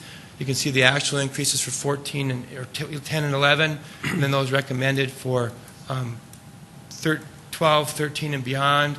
We need another relatively large increase in 2012. We step that down in 13, and then we get much closer to inflationary increases for the remainder of the scenario looking forward. And trying to just put some numbers to all this, and this table shows all of the different revenue requirements that you have at the top. And it shows what we projected for 11 in the budget and what we're projecting for 12. And you can see whether it's O&M or bulk water purchase that both of those are going up, one a little bit due to inflation and one is a new purchase requirement. We have with the emphasis on less debt, we have more rate-funded capital than we did in 2011, a very minor increase in debt service excluding Lewis and Clark. And then as Mark indicated, we're on the cusp of that 6 to 24-year transition. We don't actually make our first higher bond payment until 13. But given the reserve strategy of the city, that we always set aside one payment in reserve the year before, and then we use that reserve to pay the next year while we accumulate the next year's reserve. And so because 13 is our first elevated payment, we have a new revenue requirement in 12 to pay for that payment in 13. That's a total increase in revenue requirements on a $33 million utility of about $7 million. You'll see that the proposed 14% rate increase only generates about $3 million, so we'll have to use some cash. One minor notable item as well is that you have some land that you purchased in days of old to provide areas for future growth of your water supply. And it's the Slip Creek land. And you've looked at that closely, and given that you've committed to Lewis and Clark as your long-term sustainable water supply, there is a sale in there of that Slip Creek land that is projected to generate about $2 million, where we'll trade one asset of land for an asset of cash to take some of the edge off of 2012. If we look then at the specific increases by user class, Blair Metzger, when he gave his presentation, talked about an across-the-board increase because he did a one-time adjustment for cost of service. In this particular utility, the differences between user classes were significant enough that we were not able to make those adjustments in a single year, and so we've been phasing those in over time. And so you can see we're getting very close now where everybody's getting similar increases. But for next year, we're recommending increases for residential, commercial, and your external users of 14%, but we're only recommending an increase for the industrial users of 8% to try to help remedy some of that cost of service. Then you can see the resulting rates that would be generated both for a meter charge, which is the charge you have with no water sale, and the volumetric charge that you have that you measure in 100 cubic feet. Also should point out that Lincoln County and Lewis and Clark are only projected to buy water from you for the first 3 months of this year.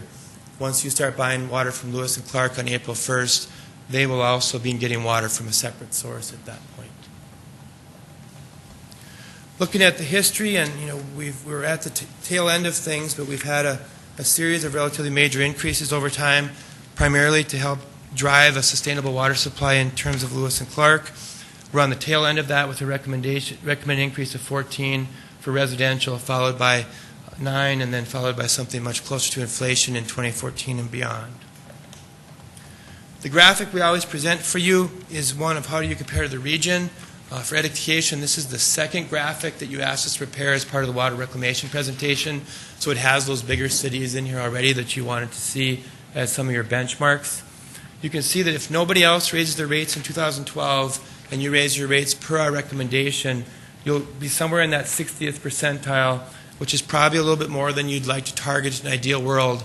But remember, we're on the tail end of that major investment. I'm guessing that many of these utilities will raise their rates in 2012, which will show better next year at this time.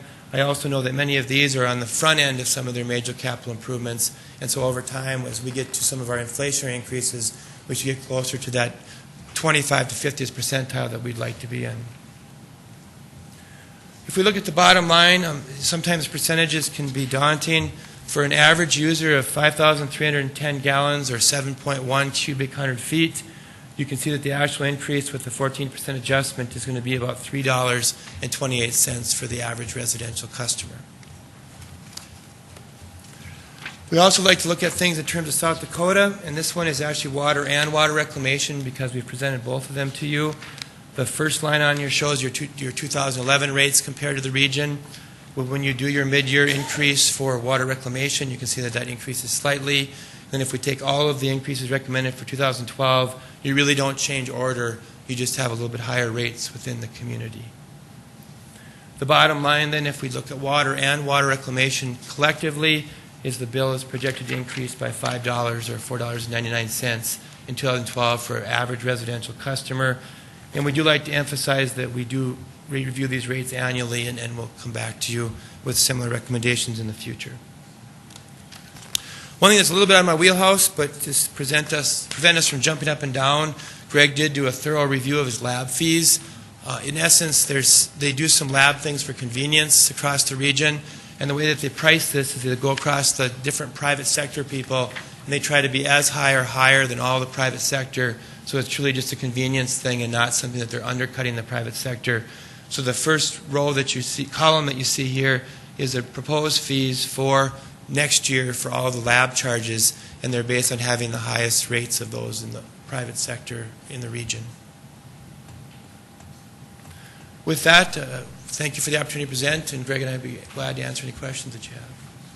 Questions from the council? Councilor Jameson. I'm not sure who might answer this, but how long can we store water?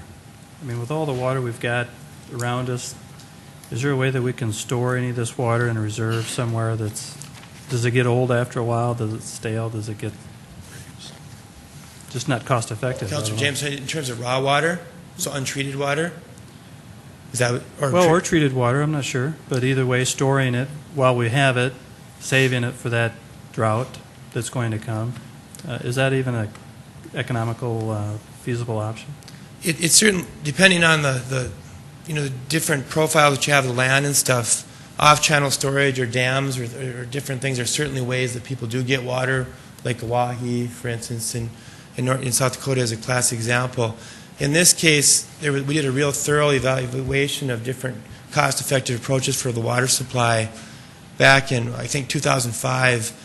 And at that time, it was shown that Lewis and Clark was actually a much more cost-effective approach than getting the water in a different fashion. And Lewis and Clark actually kind of gets their water from storage because they're using angle wells and they're using rainy collector wells to go underneath the river where it's stored. And in essence, you store, 271 days of water you have in your surficially connected aquifers. And so in the drought management plan, you ironically, the drier it gets, you push to the river and you use as much as you can. And then when the river dries up in your drought management plan, you switch over to the groundwater, which has been stored there from surface water influence. And you have 271 days of stored water there.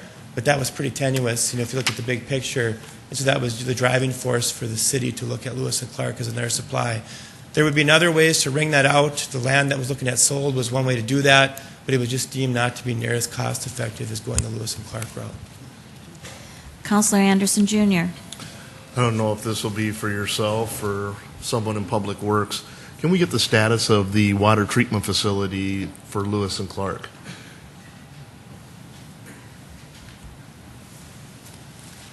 I haven't been down to see the facility yet, but as I understand, the basins are built. They're putting a roof over the top of it. They have the clear well and the high service pumping in place, ready to go. So as soon as they get the treatment plant up and get it operational, they should be ready to make water. So with the federal dollars being almost completely cut off, they will still be able to open up that treatment facility. As I understand, they can't move forward with the project until they have the funds to bid it and award it so they can pay for it. So if they're building the treatment plant, that means they have all the funds that are necessary to complete the treatment plant. Thank you. Councilor Rolfing. Thank you. 2 questions. Let's start out with the easy one. What were the rate increases before or after 2007, or before that, I should say? Did we have significant rate increases before that? I don't have the specific numbers in front of me, Commissioner Rolfing. We did have a graphic and probably erred in judgment. We can put it back in for the first reading. But from my memory and working on the rate study, one of the downfalls of Sioux Falls is you had many years that you went with 0 rate increases as your water utility. Do you know how many years back that was? I went back to 1985 just to get some historical information, and back then I believe we were selling water for 70 cents a CCF, 100 CCF. So we're basically 0 increase from 85 to 207? 85 until the early 2000s, it went from like 70 to like $1.60. 70 to $1.60? Mm-hmm. Well, that's a significant increase there. But that's close to 20 years. Okay. And then from early 2000s to 2007, nothing? Well, from about 2005 until present, we've been working our way up to where we're at now. Okay. And then I have one more, if that's okay. The Slip Up Creek project, selling that land somehow bothers me. Seems maybe a bit short-sighted.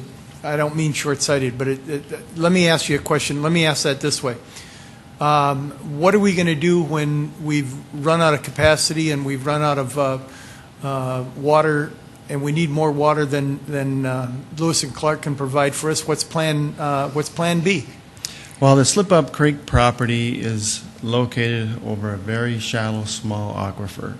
We did some research on it, my team at the plant, and we discovered that if we were to stick one horizontal collector well in that aquifer, we would probably drain it in a very short time because it doesn't have a lot of recharge, and it's very shallow and very small. So anybody who lived there and was taking a private well from that aquifer, we would run them out of water, and it would be a very bad thing for them.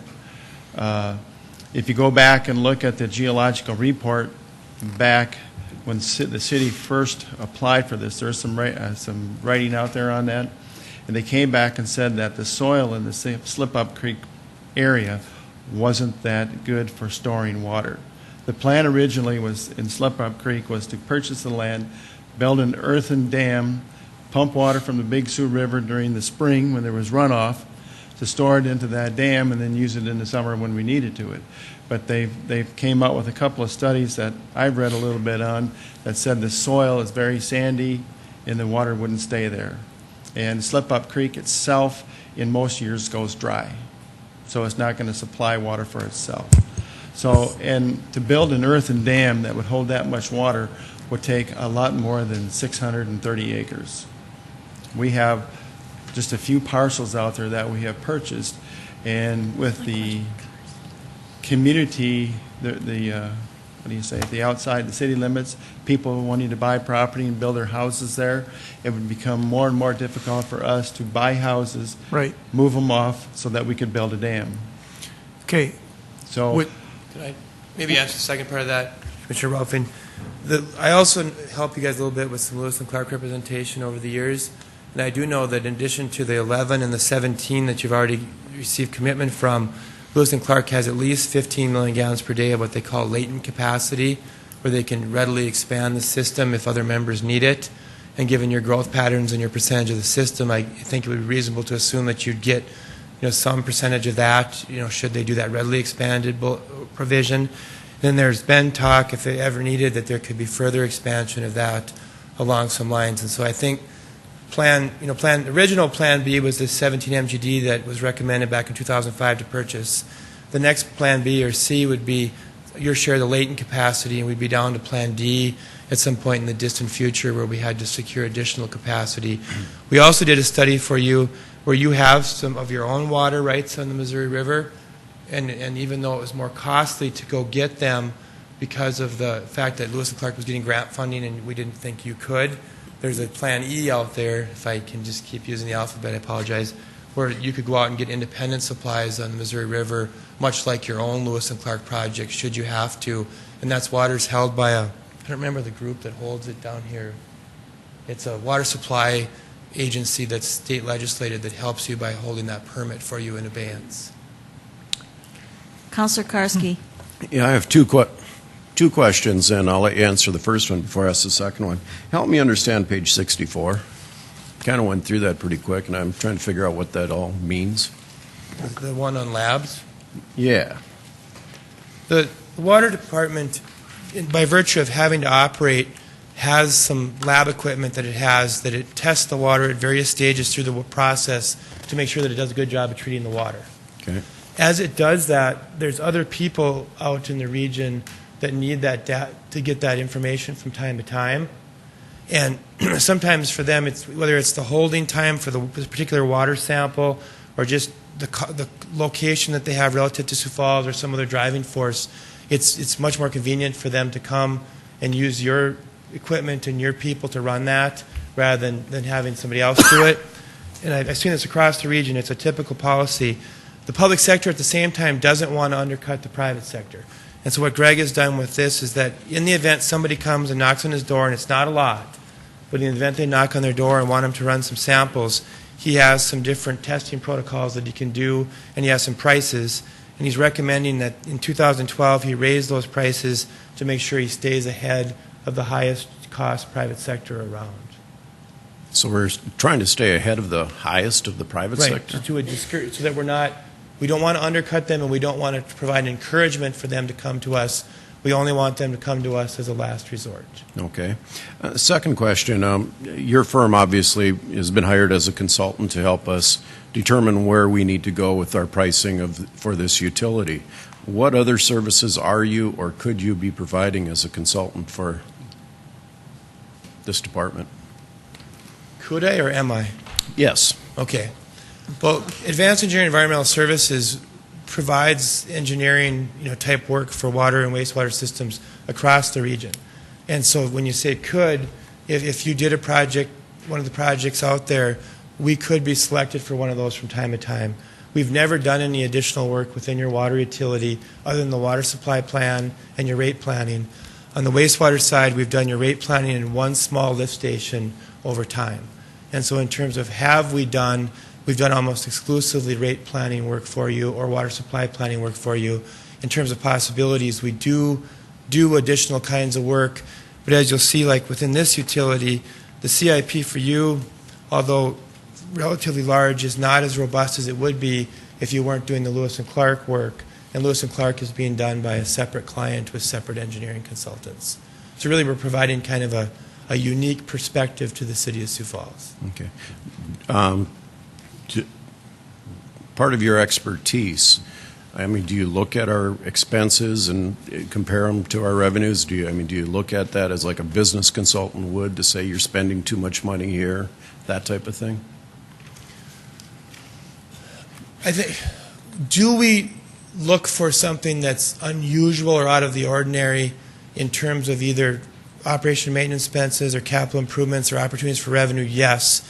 Do we come in and do a performance audit of the way that the utility is working? At this point, we haven't been asked to do that. Is it something you could do? If we did do that, I think we would probably bring in have ourselves help with parts of it and bring in a sub-consultant to help with some of the specialized things. But should you elect to do that, we would be willing to do that with some specialized expertise for some of the areas. Okay. Any further questions by the council? If not, thank you. Thank you. Oh, I'm sorry. Councilor Jameson.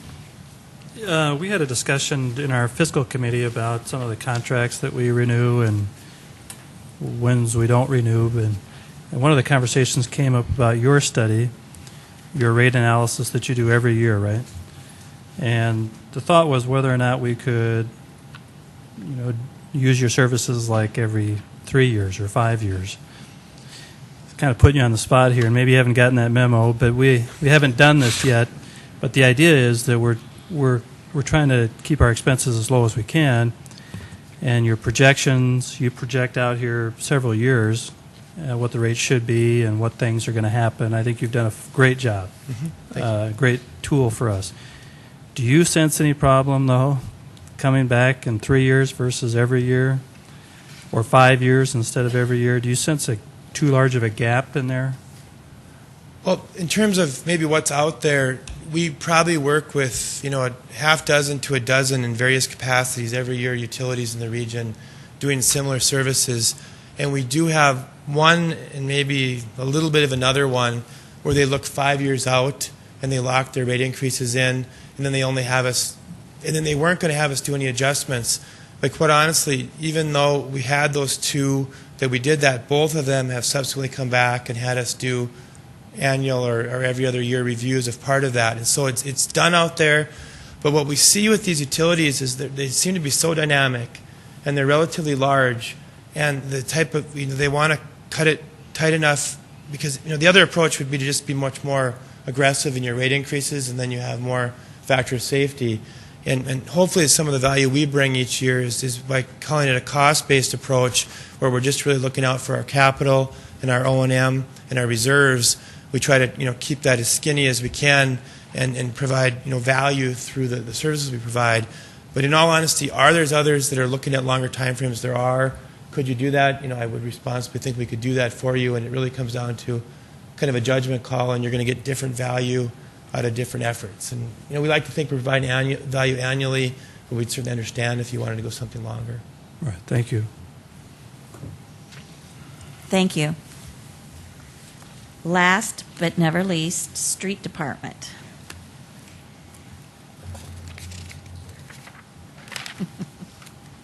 Galen Huber, Street Fleet Operations Manager. I'm glad to say that I'm going to have the shortest presentation here today for you. So, first of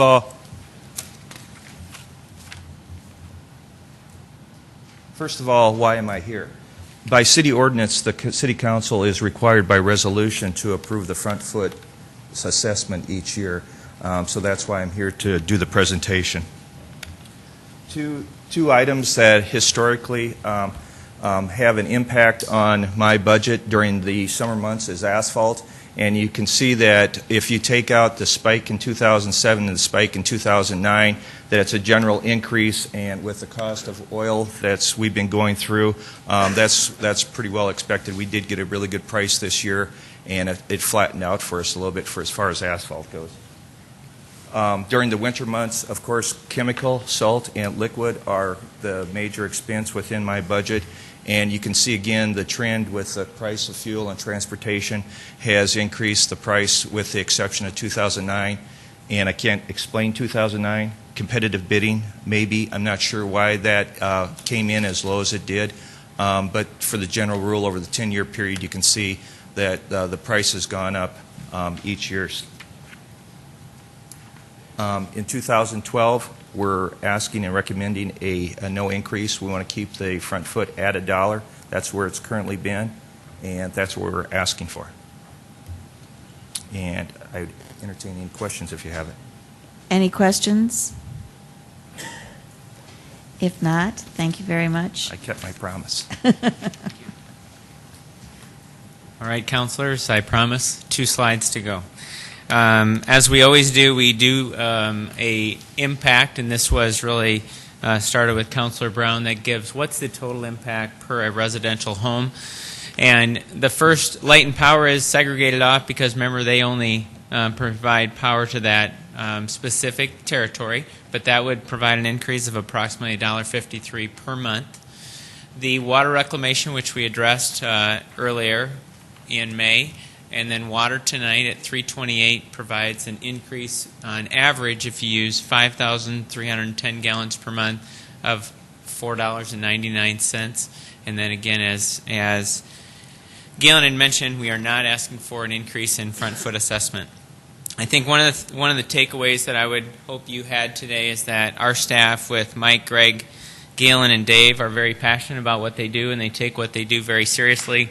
And then we always like to bring in the rate experts. Steve Burian, he is the CEO of AE2S. Blair Metzger, in the time that you've seen him over the years, he's been promoted to president of DGR. They're a regional firm. After his promotion, we still asked him to still do our rate review because he's very connected with the power industry. And then Fred Dorn, he is an assistant vice president with SAIC. And so when we bring you these results, we want you to know that we've done our best to do the due diligence, but also bring the experts in. Two components that our customers on water, light, and power will see is that in 2011 we did roll out online bill pay, and that's been something that many other utilities have offered, and we now have that, and so that's a benefit. The other thing that came out is that with some of the communication that occurred last year during the sewer collapse, and we needed a better way to actually communicate with our residents and our customers, and to not only do updates when there's something severe has happened, but also more routine, is that IVR, the interactive voice response, will get rolled out later this summer, and it will just give our customers more timely communication as things come up. And it could be items like this tonight that we could actually do a phone call to share, to go to a website and actually see this presentation. So with that, I know it was a long presentation, as it always is. Thank you for your attention, and if you have any questions, we're certainly here. We'll have the full team back at first reading as well, and then take your lead from that. Thank you. Thank you. As promised, we do have time for revisions to parks and recreation fees. Director Kearney.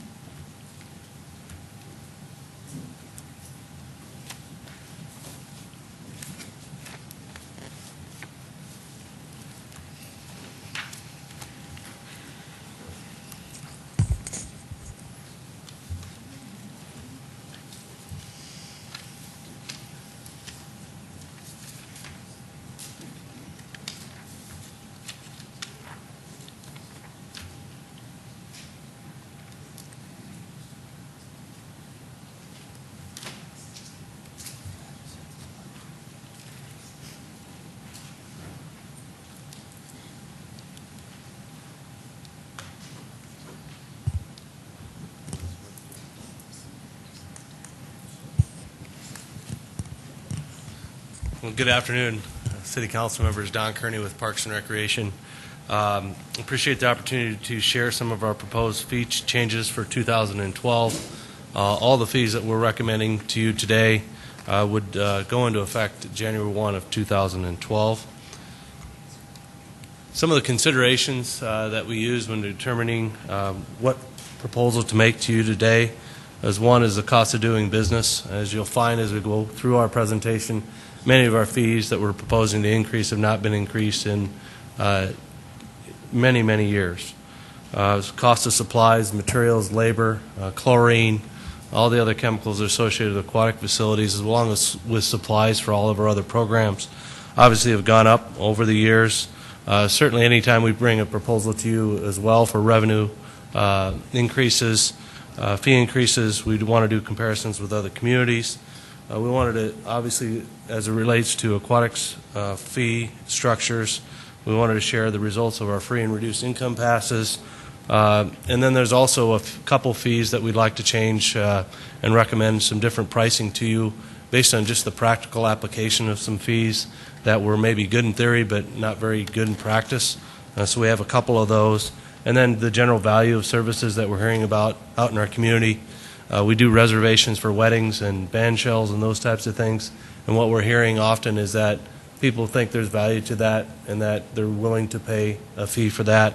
And the other thing I might mention to you as well is the results of our recreation needs assessment. I think that we found as a general rule, people are willing to pay some reasonable fees for the services we do provide. I wanted to start with Aquatics Revenues and giving you a comparison of revenue and expenses as it relates to our entire aquatics program. As a baseline and for comparison purposes only, in 2009, program facility expenses for aquatics was a little over $1 million a year. In 2009, revenue was about $360,000, with expenses in the $340,000 range for the city department itself.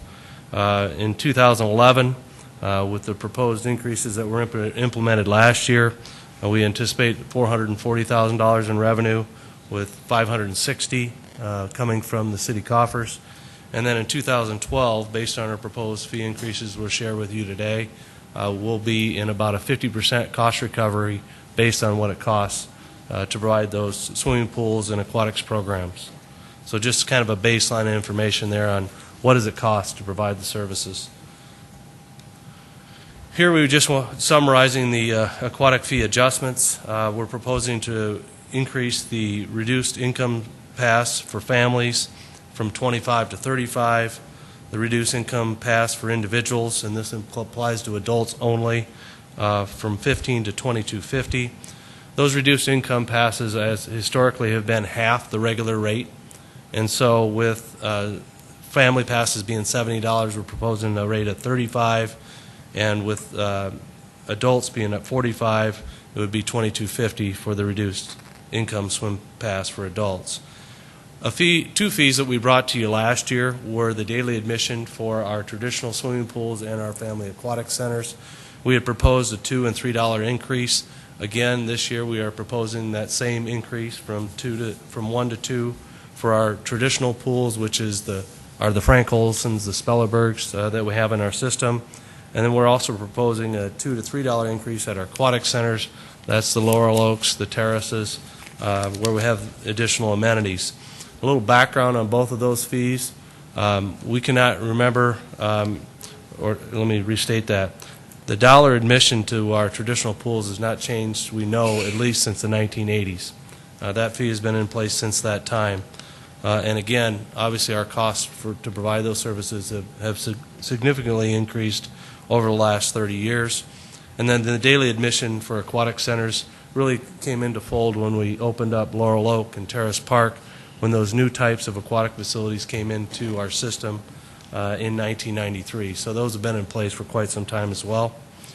We're proposing an increase of $5 on our swimming lessons from 15 to 20, and then also for our younger children's swimming lessons, including child with parent, from $10 to $15.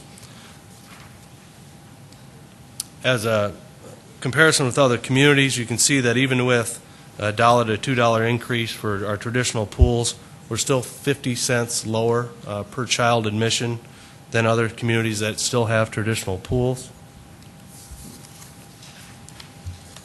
In the case of our aquatic centers, a $1 increase would put us at the low end of the benchmark with other communities in South Dakota, and we would be on par with what Spearfish charges, with the high of Aberdeen at $4.50.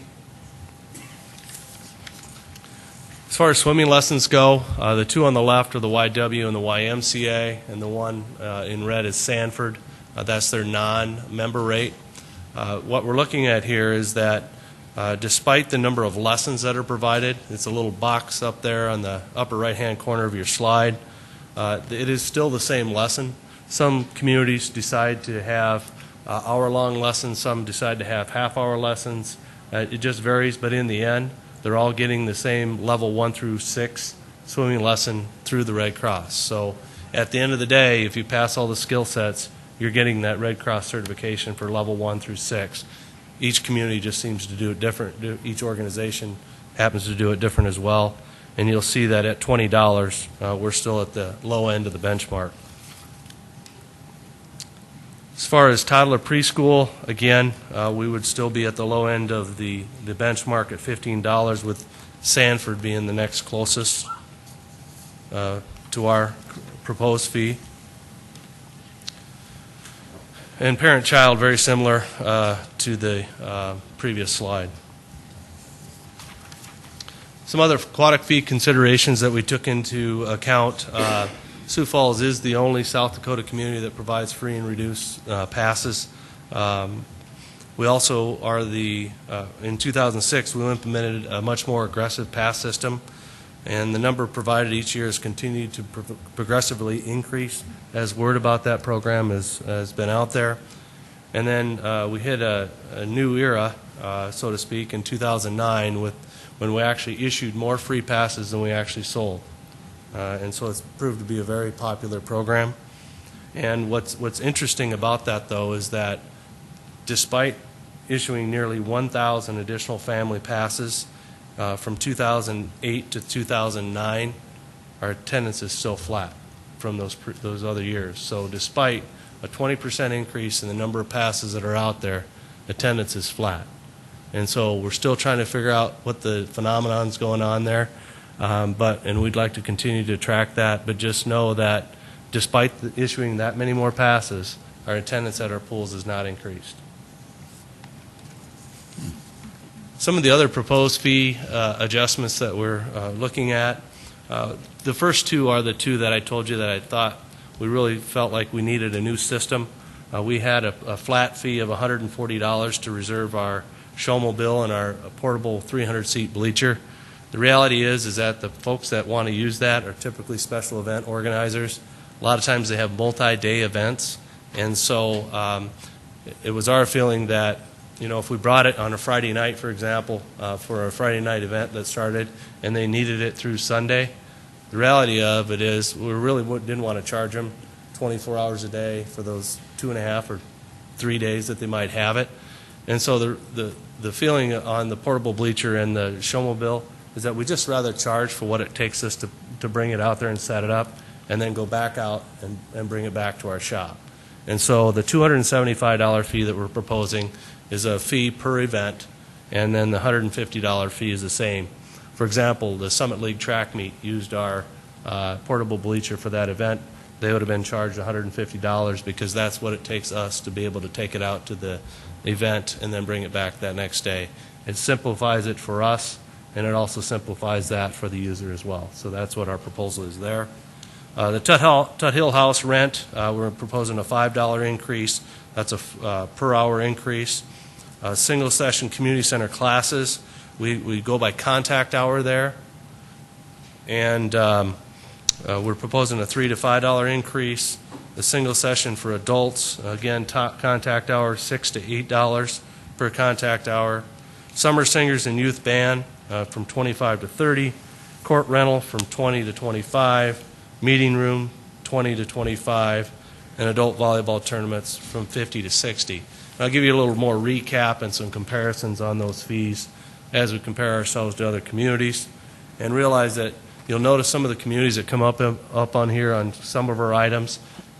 Not many people have showmobiles and portable sound stages and portable bleachers.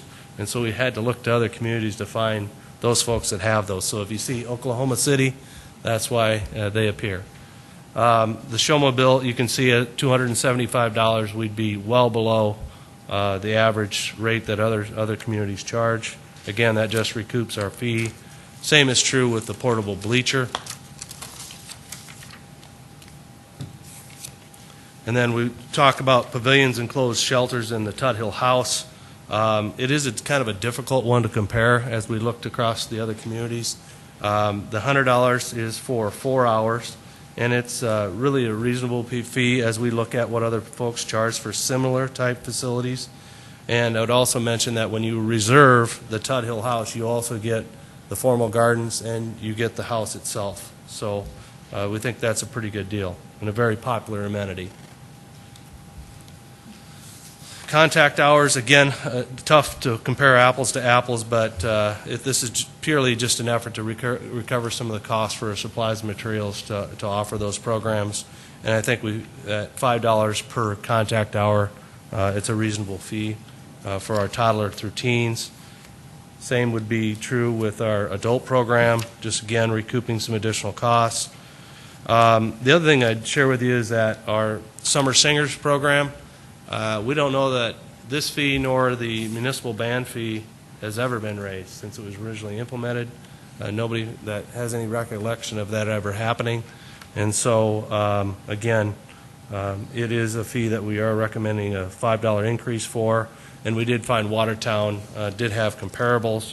And I would also mention that this program, as well as the youth band and our swimming lessons, are eligible for the Connecting Kids through the United Way to fund those programs if there's some financial assistance that's needed there. So there's the youth band, again, a $5 increase. Court rentals, those are proven to be more and more popular as we've opened up more available times for folks to be able to rent those. Find a lot of volleyball teams and basketball teams like to rent those, and it really puts us in the mid-range of what other communities are charging. Meeting rooms, I need to note that this fee would only apply to private parties, private individuals or agencies. If you and I wanted to have a potluck or something like that, there's still no charge to use the meeting rooms. You can reserve that. But if a private entity wanted to say, hey, I want to talk about financial planning, and they wanted to rent the room, then they would pay that $25 fee. Adult volleyball tournaments, as you can see, the other Sioux Falls area organizing committees and agencies actually charge $60, and so we're proposing a $10 increase for that. And then we do have some new proposed fees that we would like you to consider. Weddings are just so popular out there. We have several locations where we actually do reserve weddings, wedding locations, Tut Hill, Japanese Gardens, Sherman Park, McKinnon Park, and we're proposing a $50 wedding reservation fee. They're extremely popular, and it's one of those calls that we get that often say, well, what do I owe, and I'm willing to pay, and you tell them it's free. They just are blown away by that. Not necessarily does that mean that we have to charge, but I think there is time involved in it, and so it is a nominal fee, as you'll see, as we compare ourselves to other communities. And then the band shell, we would also propose a reservation fee of $50 for similar reasons. And then we also have some classes that we've been offering that are more than one contact hour. For example, if there was a fitness class that ran for 3 times a week for 3 weeks, we'd be able to charge per time. So, for example, for 9 sessions at $5, they'd be able to charge $45 for that program, for example, a fitness class, if you will. So this would give us ability to charge $5 per contact hour for multiple session classes. And some comparisons to that, what other communities charge for weddings and receptions, all the way up to $2,000 in Minneapolis, all the way down to $50 in Fargo for half-day rentals. And so that gives you a pretty good idea of what other communities are charging. The band shell, very similar, a high of $1,100 down to $100 in Lincoln. And again, we think it's a fee that people are willing to pay to support the service. In summary, I kind of went through that fast, but I know you've been here a while here today. But really, what we're doing for the most part is putting the fee increases at the low end of the benchmarks of other communities, with a few exceptions. The proposed aquatic fee increases would generate about $57,000. The new fees and the other fee increases we mentioned would generate about $20,000. And as always, any fee increases that we bring before the City Council are recommended for approval by the Parks and Recreation Board as well. So with that, I'd be glad to try to answer any questions you might have. Councilor Jameson. This might be a little off topic, and I apologize if I stir up the pot, but I think there's a will on this council to build an indoor aquatic center or indoor pool sometime soon, sooner than later. And I'm just wondering if it just sparked my thought here when I saw all these other cities that you compare our fees with. It'd be nice to see that same comparison with all those cities that have indoor aquatic centers, what they charge as a fee. And just to get a feel for what people would probably likely pay if we built one, just based on normal sizes and the going trend. If you go across all this research, and if you could include that for us sometime, that'd be helpful. You bet. Any other questions? Councilor Brown. Don, not really a question, but a comment. You talked about the increase in free passes. In large part, I think that's because of the increase in poverty in Sioux Falls. We had a homeless advisory board meeting today, and I've shared the number before. In my time on that board, we've gone from 33% in using free and reduced lunches to 42%. And I would imagine that it's sort of the same qualifications for free and reduced lunches that we use for the pool. So that's why we're seeing the increases. And the other question about why they're not showing up, I think for many families in poverty, transportation is the issue. And so it's difficult for kids to get to the pools. Those are probably the two things I think that contribute to that. Councilor Anderson Jr. Don, not a great question. I want to ask a question about Arrowhead Park. A lot of things are happening around Arrowhead right now, but what plans do we have, maybe in the CIP or just in the future, to complete that park in the vision that it was given to us? I'm going off memory, so you have to bear with me a little bit, but I would say that the master plan for Arrowhead Park is about 90% complete. There's some east loop trails that are currently in a farm lease that we currently farm. And so I would tell you that there's not a lot left to be done based on the master plan.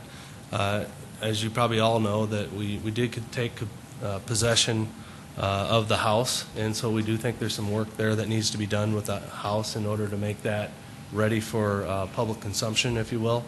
And it would probably be another reservation hotspot for us because it's a really cool setting out there. And so between the East Loop trails and the house, I would say that's what would take for us to finish that master plan. And I was moving towards the house. That was the one thing I knew that, since Dale has passed, that went to the city, and I wanted to see exactly where we were at to allow citizens to be able to utilize and enjoy something that, was a great gift to our city. Yeah, and maybe I'd just add to that, if I could, is just that we did have a cleaning service go in and clean up the building, and we continue to monitor the vegetation growth and that type of thing as well. But I do think the house needs some work on the exterior. We think we need some accessible walkways and some of those things as well, and some additional landscaping around that area before we would open it up. But it is something that we've been thinking about. And then how else do we program that particular facility? So. Thank you. Councilor Rolfing. Thank you.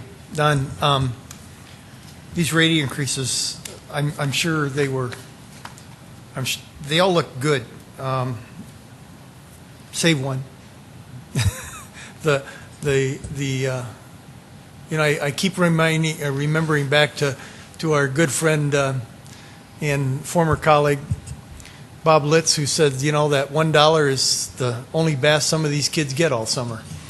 And I don't know about, I think that may be one that we take a look at, but these are, I know you've done a lot of work on this, and the park board has done their due diligence on it too, and so thank you very much for that. And boy, with the times the way they are and things, bringing this up,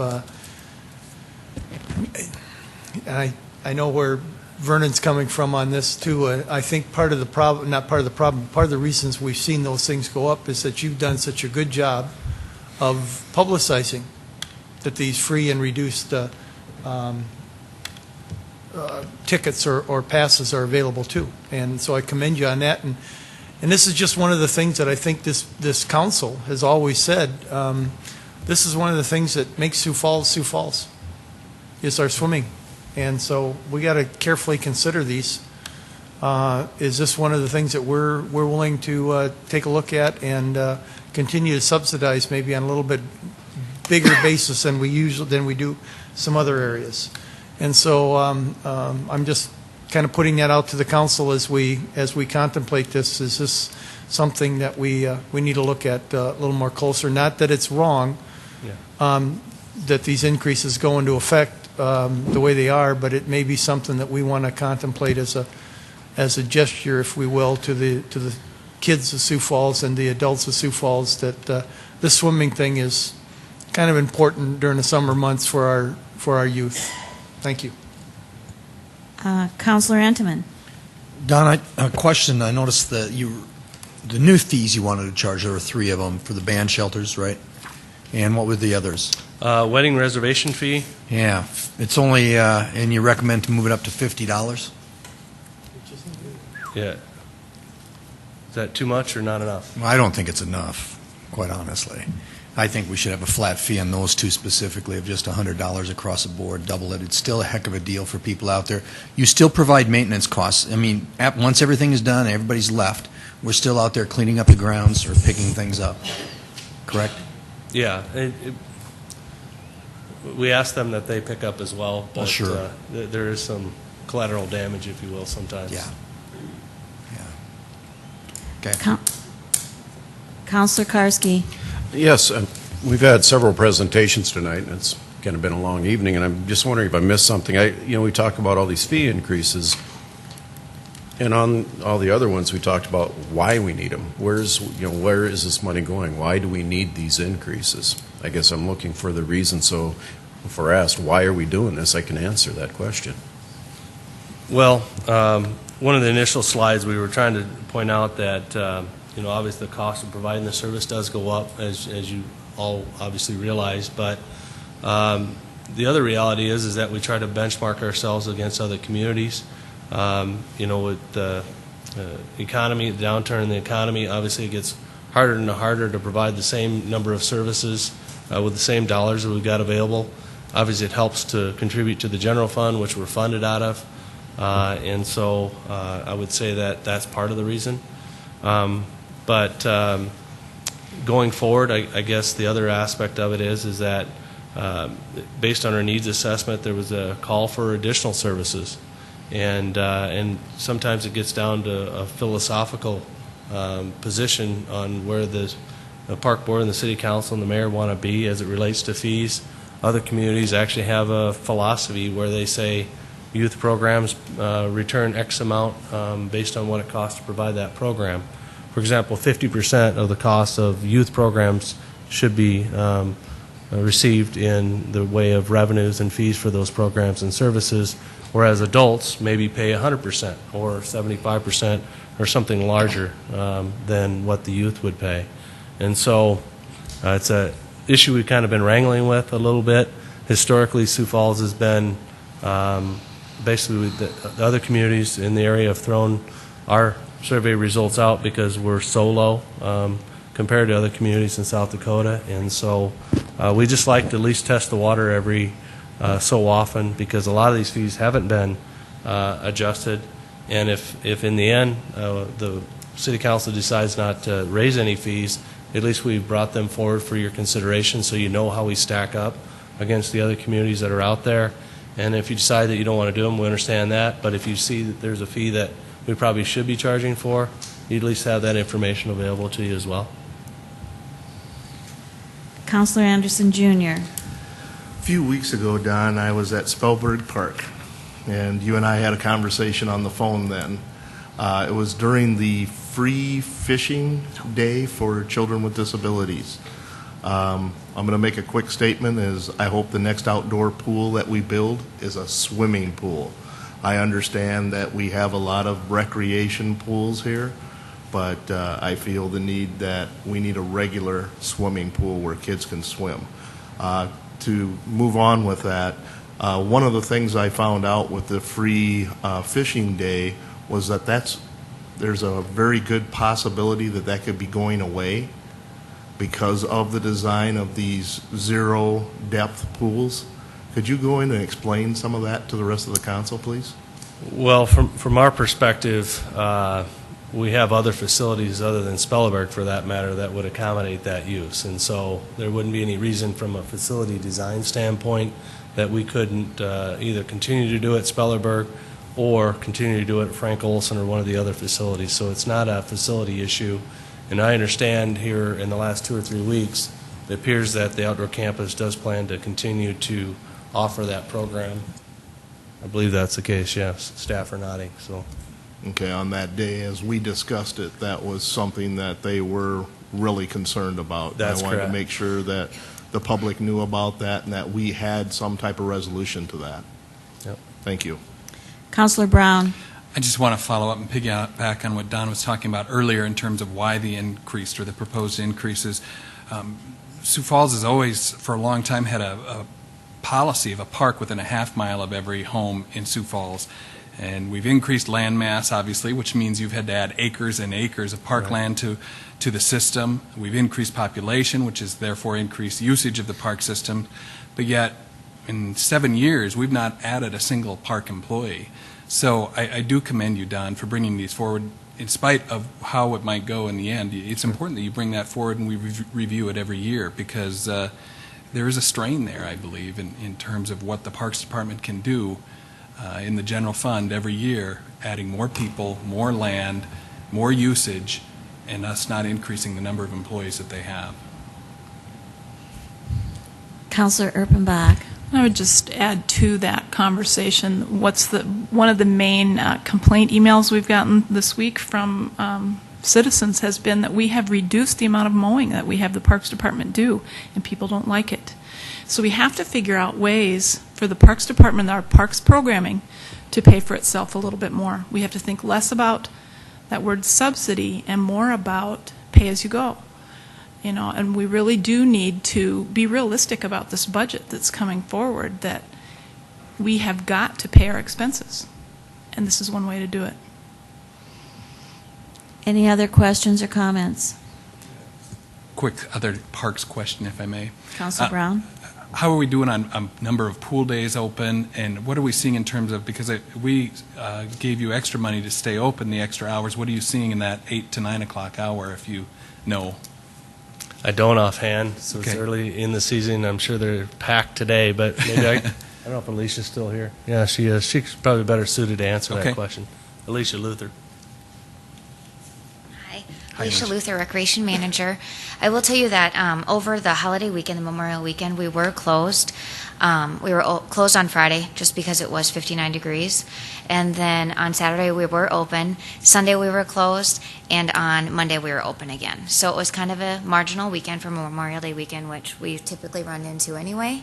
And we have been seeing capacity at some of the locations during the day. But again, that 8 to 9 time frame is just not busy for us at this point.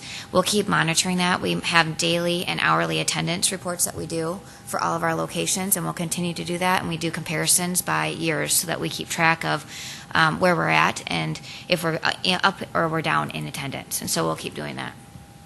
Very good. Thanks, Alicia. You're welcome. Thank you. Thank you. Any further questions from the council? If not, thank you very much. Thank you. Appreciate it. If there's no other business to come before this body, the meeting is adjourned.